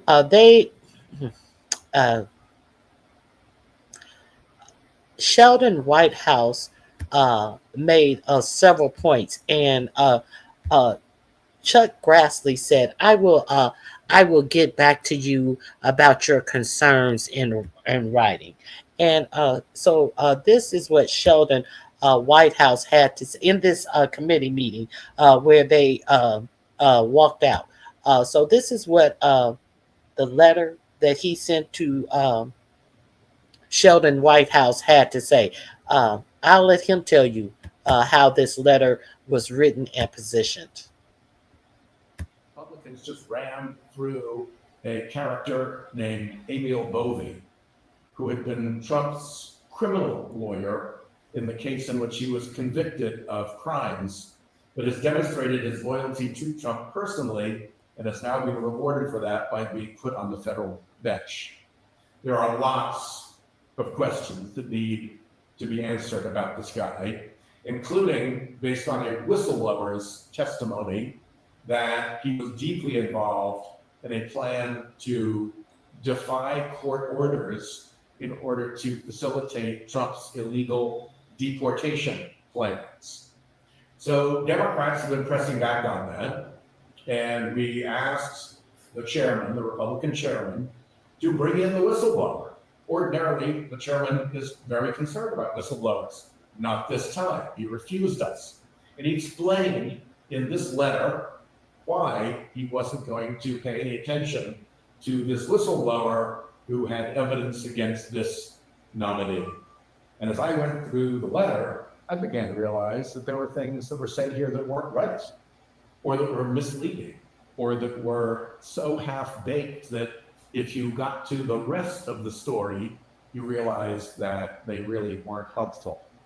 So I put some stickies together in place and wrote down onto those Post-its my reaction to the various underlying comments. As you can see, there are a lot. So he sent a letter with disingenuous facts in the letter that were not at issue. So he framed the letter in his own to make him appear to be correct. So of comments underlined in red, and 1, 2, 3, 4, 5, 6 separate Post-its later, I had listed my objections to this. He begins by saying that we had asked for this in a letter. Our ranking member, Dick Durbin, wrote the letter. He begins by saying the issues raised in your letter were discussed in depth at Mr. Bove's lengthy hearing. You also had an opportunity to send Mr. Bovee written questions, and you received 165 pages of his written responses. Well, first of all, the issues raised in our letter were not discussed in depth at the hearing. They were barely discussed at all in the hearing because the Republicans had given this witness license not to answer our questions. Most of his answers were, I don't recall, that information isn't public, and it would be inappropriate for me to answer. He did not actually assert real privileges. He just wouldn't answer. That the Republicans gave him cover, wouldn't demand answers, and he got away with answering essentially every question with one of those 3 answers. That is not discussed in depth. That's dodged. As to the hundreds. Okay, so that link is in my description box. You can hear him go through that letter verbatim. I just want you to know where to find him responding to the letter that Chuck Grassley presented him with a bunch of bullshit. Here he is again, Sheldon White House. Where is it? Where is it?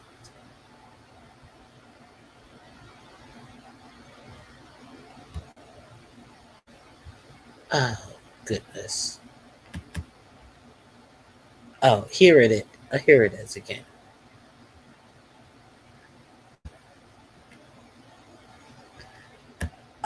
He then came on Lawrence O'Donnell's show to talk about that hearing. Here's a little bit of that. This is what happened in the Senate Judiciary Committee. What do you make of Donald Trump? We just saw in the committee hearing room, and that feels like a long ago age of innocence in this story compared to where we are at this hour tonight. In your experience as a former federal prosecutor, what do you make of Donald Trump saying, let's put out some grand jury transcripts that Pam Bondi decides are pertinent? Well, first of all, if you go into a case like this, you could have an enormous case file. You could have an enormous array of evidence. You could have physical evidence. You could have the FBI 302s. You could have papers that you seized. You could have video recordings, audio recordings. And you take a small sliver of what you've got, and you take that small sliver into the grand jury to get what you want, which is the indictment, the permission from the grand jury to go forward with your charge against this individual, that there is probable cause. And there's probably another prosecutor waiting outside with a case that they want to bring to the grand jury. So you don't want to waste their time. You're selective about what you bring in. It is exceedingly rare for what the grand jury evidence is in a case to be anything but a small fraction of what the full file is. And then you put in weasel words like pertinent, and all of a sudden there's Pam Bondi able to make all sorts of decisions about what people don't get to see. So don't be misled by that. I think the more interesting news was his threat to sue, right? If he wants to put this behind him, he's got to file a complaint. More news. The Wall Street Journal gets to answer. More news. They might attach exhibits to their answer. Way more news. And people may start to notice that the person who put that book together was Ghislaine Maxwell, who is alive and available to testify about where she got Trump's Happy Secrets letter. Again, more news. There is a real whiff of desperation about the Trump White House right now. And Senator, there does seem to be a chaotic response going on. You have J.D. Vance and Donald Trump disagreeing about one thing. Donald Trump absolutely is not asking anyone to release that letter. J.D. Vance is demanding the release of that letter. That letter could be absolutely disastrous to the future of the Trump presidency. But J.D. Vance really wants to see it. And Donald Trump, he just would like to see some sanitized grand jury pages. Yeah, or not see those, actually, because a court steps in to say no, or Pam Bondi has shrunk it so much that even the grand jury material is only a sliver of the sliver itself. But I think they're just looking at real significant legal trouble right now. What if Rupert Murdoch attaches to his answer in response to Trump's complaint, not only the actual document, which is highly relevant to the complaint about that document so that everybody can see it, but also an affidavit from Ghislaine Maxwell that says, here's how I came to get it. Here is what my conversation with Trump was when he gave it to me. Here are the things we laughed about and said to each other as he wrote his signature in the crotch area of the woman. I mean, he is inviting a fatal blow from the Wall Street Journal in the way he's proceeding. Senator, you're also a member of the Senate Finance Committee. That's where the money is, and you've been very good at teaching us to follow the money. Ron Wyden, former chairman of the Senate Finance Committee when the Democrats had control of the Senate, now the top Democrat on the committee, went to the Senate floor today to say something that was startling to me. He said that the Treasury Department has records of 4,725 wire transfers of approximately $1.1 billion flowing in and out of just one of Jeffrey Epstein's bank accounts. And Ron Wyden and others would like to see more about those wire transfers. That's an expansion of the definition of interest in the Epstein files. And as you've taught us, that's the part that really usually has a lot of information for us, where that money is going and where it's coming from. Yeah, banks, in order to comply with the anti-money laundering laws of the United States, are obliged to file SARs, suspicious activity reports, when the flow of money triggers certain considerations that lead to concern about money laundering. And obviously for years, this has been going on with respect to Epstein's funds. The amount is, I think, $1.5 billion. It is very significant funds. And Chairman Wyden, our ranking member, Senator Wyden, has been extraordinarily diligent and determined about continuing to dig into this from his position, but he can only get limited access. And the next step is to get the executive branch to provide a more fulsome description of what is going on out there. There are a lot of payments that look like they went to young women who may very well have been part of his child sex trafficking scheme. So this is a whole other new bucket, is probably too small a word, dumpster of dangerous evidence, and a lot more for people to. I'm sorry. I thought he was going to talk about the hearings today. He did not talk about the hearings today. Chew on again. There is one more link that I have with Sheldon Whitehouse actually questioning Bove that I thought that was important to show the abuse that has been going on in the Department of Justice. I apologize for that one, but that did give some more information on my first story. That did give, let me see, a little more information on my first story. Here we go. This is about DOJ corruption. That if the federal courts didn't back off on restricting unlawful deportations. Thanks, Chairman. Let me, as to Emile Bove, let me start with this nominee. Having told a room full of Department of Justice lawyers that if the federal courts didn't back off on restricting unlawful deportations, they would have to tell courts, F you. I hope we can agree that telling courts F you is not an attribute we want in someone seeking to be a judge. We know that he said it because it is so abundantly corroborated in real-time communications among the lawyers present. They talk in texts about the FU comment contemporaneously in that very matter. Prosecutors don't get better corroboration than that. We'd also be on solid ground concluding that he lied about it to us in committee. He said he didn't recall.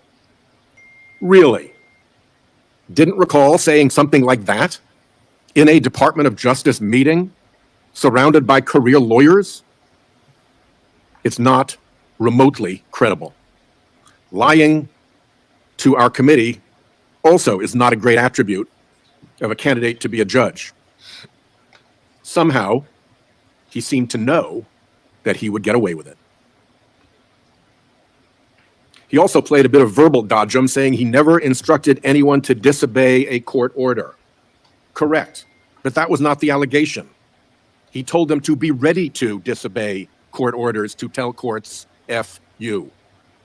Obviously, if you change the statement, you can mislead the committee, but we should demand better than that. Meanwhile, over in the United States District Court of Appeals, there is an order suspending Judge Boasberg's investigation into this matter. He announced a contempt investigation to look into what the hell went on at the Department of Justice with respect to these illegal deportations. Emile Bove is in the thick of that. he absolutely will be part of that contempt investigation. And 2 Trump judges on the DC Circuit Court of Appeals suspended that investigation. There's a lot of commentary now about how on earth that temporary hours and days suspension has now lasted, what, a month? Perhaps just in time for this committee to ram through this nominee, likely to be a subject of that criminal contempt hearing, while it's delayed. If we are being played that way, with Trump judges delaying a contempt hearing that necessarily involves our nominee so that he can be shoved through, something is really rotten in Denmark. This whole mess around those deportations and his lying to this committee is all consistent with Bovey's lawless character. He helped cook up an improper deal in a criminal case against the mayor of New York, which his own DOJ colleague called a quid pro quo, and an improper offer of immigration enforcement assistance in exchange for a dismissal of his case. That is disgraceful prosecutorial behavior. That colleague, the acting U.S. attorney for the Southern District of New York, then resigned rather than go along with that rotten scheme. And another Trump administration crony also admitted it. Border czar Tom Homan appeared on Fox News with that mayor and said, speaking of the mayor, if he doesn't come through, if he doesn't deliver the immigration support we need, I'll be back in New York City and we won't be sitting on the couch. I'll be in his office up his butt saying, where the hell is the agreement we came to? The agreement. Separately, this nominee tried with... If you guys remember, I covered that story and I showed you and the mayor sitting up there looking like a little sheep up against this tomato nose, ugly face, always sounding drunk, head of ice, telling him, if you don't do what we do, I will be back up in your office. And with these charges still dangling over his head. And we covered this story. The link is in my description box under contempt. This is who 4547 has nominated as an appellate court judge. And you heard that two of his other appellate court judges have put the investigation on an indefinite hold, which appears to be a hold long enough for this power-hungry person to be voted in as an appellate court judge. This is my last link I want to share with you. I have one more link I would like to share with you. It's called The Two-Headed Snake. So this Bovey was knee-deep in the January 6 cases. And he took both sides of the fence on the January 6 prosecutions. So let me, this is in my description under The Two-Headed Snake. This is my last link. I want to share this with you because I think it's very interesting. Here we go. Criminal. Hey, the Bushes. Hey, M. Renee. This is the last thing. This Bovey character is a whole mess. Here we go.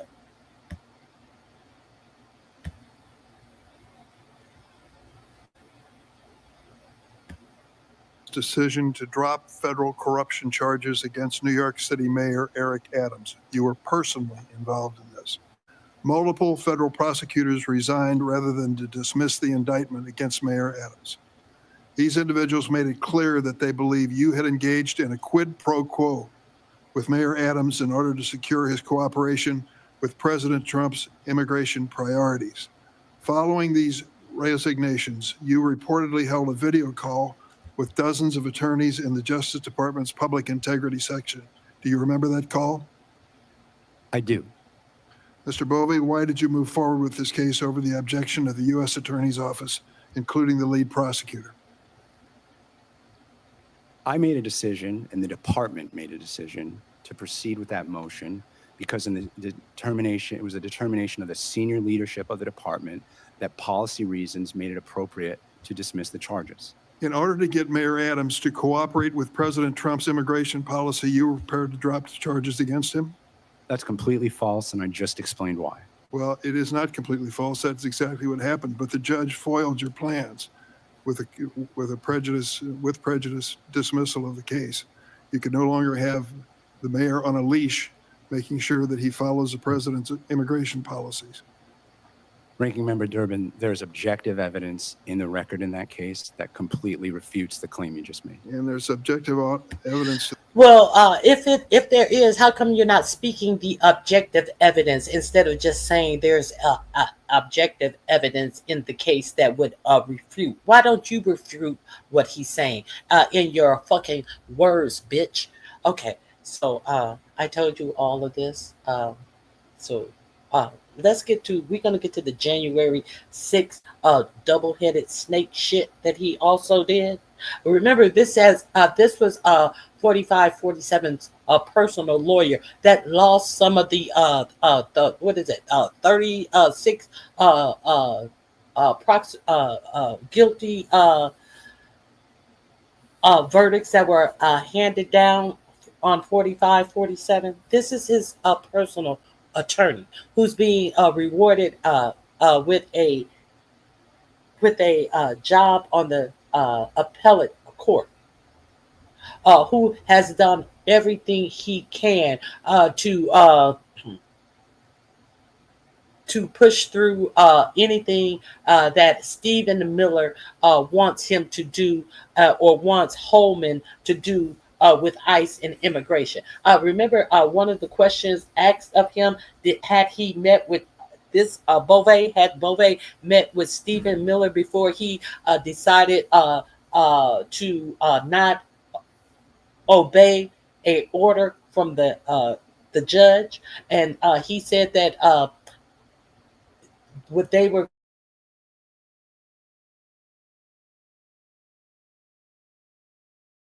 was handed down, and he said that there was no order because it hadn't been written out on paper yet. This is now you wonder why this administration works the way this administration do. This is in the same Department of Justice as who is over Pam Bimbo. So this is how I just wanted you to see the inner workings of these snakes. Let's get to the January 6th part of it. To the contrary, on your call with individuals in the public integrity section, did you state, suggest, or imply that the section? Hey, in the bushes. Hey, Truth and Reason. There was one more person I saw come in. Hello, everybody. We're going to get to the January section. Career attorneys could be fired if none of them agreed to sign the brief dismissing Mayor Adams' indictment? No. Do you know the two individuals who signed the brief? Be fired if none of them agreed to. It's the claim you just made. And there's objective evidence to the contrary. On your call with individuals in the public integrity section, did you state, suggest, or imply that the section's career attorneys could be fired if none of them agreed to sign the brief dismissing Mayor Adams' indictment? No. Do you know the two individuals who signed the brief? I do. Edward Sullivan, one of them? Yes. Antoinette Bacon, another? That's correct. Did you state, suggest, or imply that any individual who agreed to sign the brief would be rewarded? I'm sorry, I don't follow the question. Oh, you needed somebody to sign that brief, and those two stepped forward. Was there any suggestion they be treated any differently because of it? No. Which attorney? I've already asked this question. Have either of these attorneys been promoted since this occurrence? Not to my knowledge, no. Mr. Bovee, in January 2022, you co-authored an article for Law 360 in which you described domestic terrorism as, quote, a national security issue. You then cited charges brought against attendees of the August 2017 Unite the Right white supremacist rally in Charlottesville and against members of the Proud Boys and Oath Keepers relating to the January 6th insurrection at the Capitol. You describe these prosecutions in the article as, quote, recent examples that illustrate the asymmetry between international terrorism statutes and the patchwork of narrower laws that can be used to address domestic terrorism. Mr. Bovee, do you stand by your characterization of the 2017 Unite the Right rally and January 6th as domestic terrorism? I stand by what I said in the article. You directed Ed Martin, the failed nominee to serve as U.S. Attorney for the District of Columbia, to fire dozens of line prosecutors who had worked on the January 6th case. You also sought the names of thousands of FBI employees who'd worked on investigations into January 6th rioters, accused these career public servants of, quote, weaponization, close quote, of the FBI. Mr. Bovee, did you order the removal of anyone who investigated or prosecuted rioters who assaulted law enforcement officers on January 6th?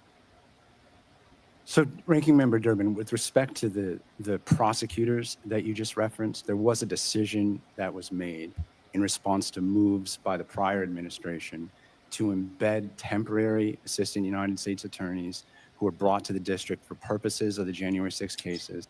In other words, they were still probationary hires. So I'm going to take the Doge answer and say these were probationary hires, and the new administration could hire and fire people of their choosing that would uphold their viewpoint of governance. This is his answer. Now he has already written all of these lawyerly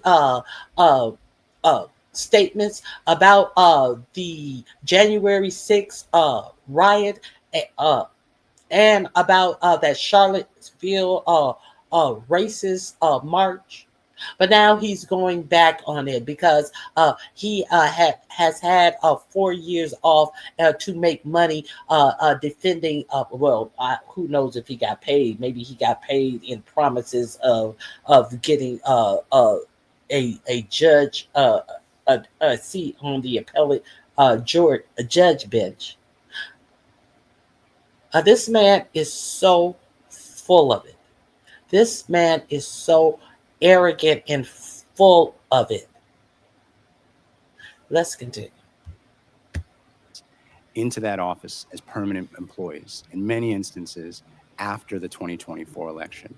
When I found out about that, I found it to be unacceptable from the perspective of the management of that office and the need for the permanent U.S. attorney put forth by the president and by Attorney General Bondi to manage the office and to staff it.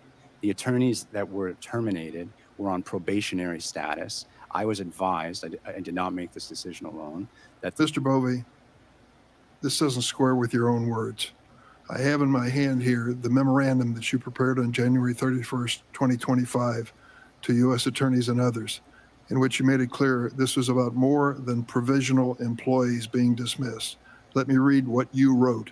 In an executive order issued on January 20th, 2025, President Trump appropriately characterized that work as having involved a grave national injustice that's been perpetrated upon the American people over the last 4 years.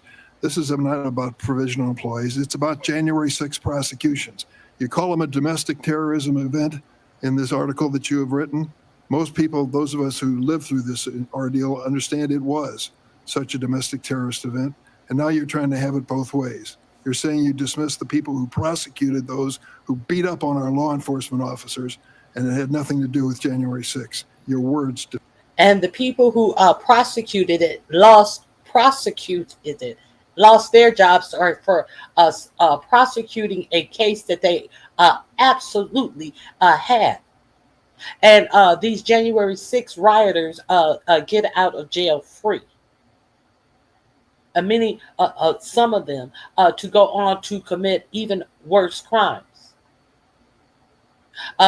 Emil Bovee had his lawyerly stance on the January 6th and the Charlottesville thing, when it was clear that 4547 was out of office and he had no favor. So the only thing that he could try to do is to be a good studied attorney. That was the only advances that were going to get him anywhere. So he told the truth by that only a good attorney could make of this shit. But as soon as 4547 got back in office, he wrote a brief that agreed with 4547's executive order. Do you see how convenient this two-headed snake is?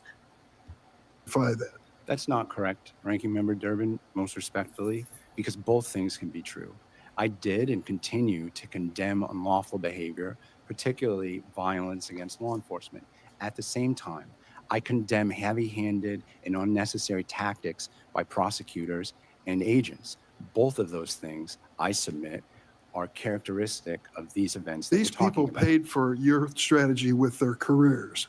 They lost their jobs in the Department of Justice and in the FBI because you identified them as being involved in the January 6th prosecution. You cannot call on one hand that prosecution as a grave injustice, as you did in your own memo here, and then on the other hand, tell me how seriously you feel about people assaulting police officers. I have to disagree again, respectfully, most respectfully. No FBI agents, to my knowledge, were terminated in connection with the list that's referenced in that memo. What I requested was some information about who had participated so that I could begin, and the department could begin a process of reviewing the events to identify whether there were the types of heavy-handed tactics that I just referenced. That process. I have one last question here. Do you support President Trump's full and unconditional pardon of January 6 rioters who violently assaulted law enforcement officers? It's not for me to question President Trump's exercise of the pardon power any more than it would be for me to question President Biden's commutation of death sentences or his pardons of drug traffickers. I don't believe that Biden commuted any drug traffickers. I think that what Biden did was reduce the charges of people who were languishing in jail for extended tens of years on marijuana charges. I don't know if any of these marijuana charges were trafficking of drugs, but I do know that he reduced the federal marijuana charges. So that this link is in my description box, and never forget that all of this, the Democrats walked out because they wanted to push his nomination through. And I just wanted to remind you, if you had missed his confirmation hearing and the shit that he was talking. But don't forget that we are here not because of any of this. We are here this morning with this fake releasing of a grand jury testimony of something that they said that didn't have a list. And what did they said that to release grand jury testimony when there is so much more that encompasses these Epstein files. I think they said it was 3 gigs or something worth of data. It was so much data, and this is a real nothing burger.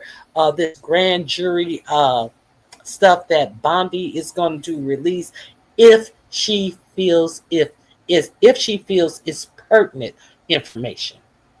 You know, you got to get over the hurdle of what Pam Bimbo think is pertinent. Okay, so we are here. This is why we are here. It's not because of the Democrats. It has nothing to do with the Democrats. It has to do with his loyalists and his sycophants and his neo-Nazi supporter that he had come to dinner at Mar-a-Lago saying this about him.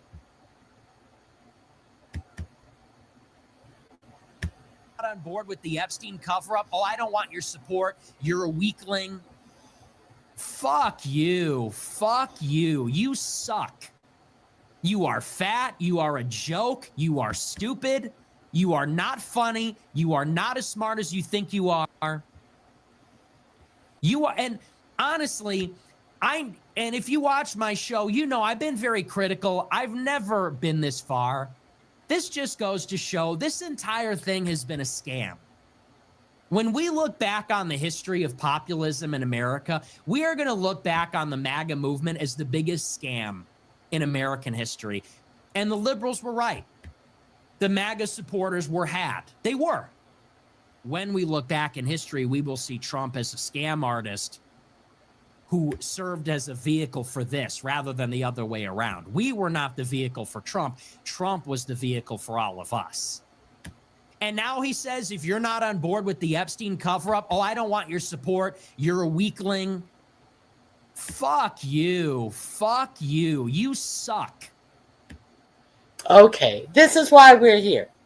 Understand, this is why we're here. And fuck all that bullshit that he finally bent his fucking bloated ass knee to try to say, based on the ridiculous amount of publicity given to Jeffrey Epstein, I have asked Attorney General Pam Bimbo to produce any and all pertinent grand jury testimony subject to court approval. This scam perpetrated by the Democrats should end. Okay. This is my show for today.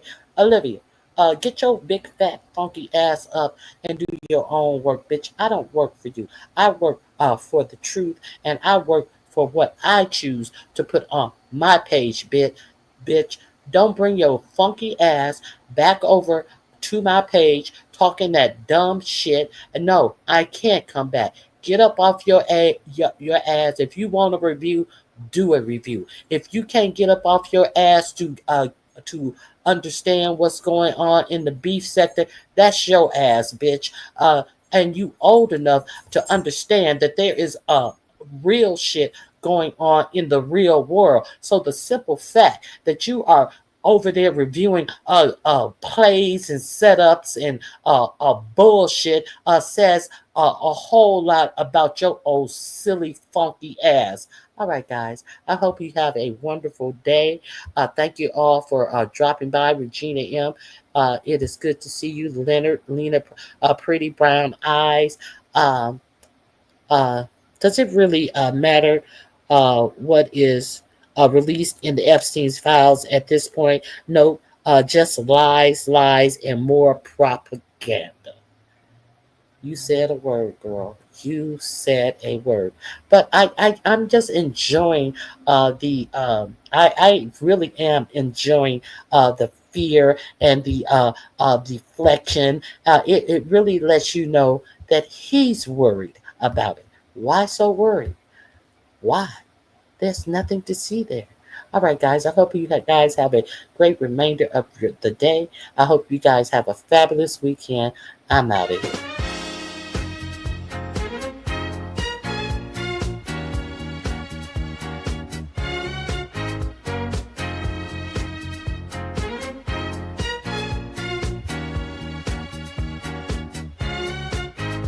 In the morning when I'm driving, I really come alive when I listen to my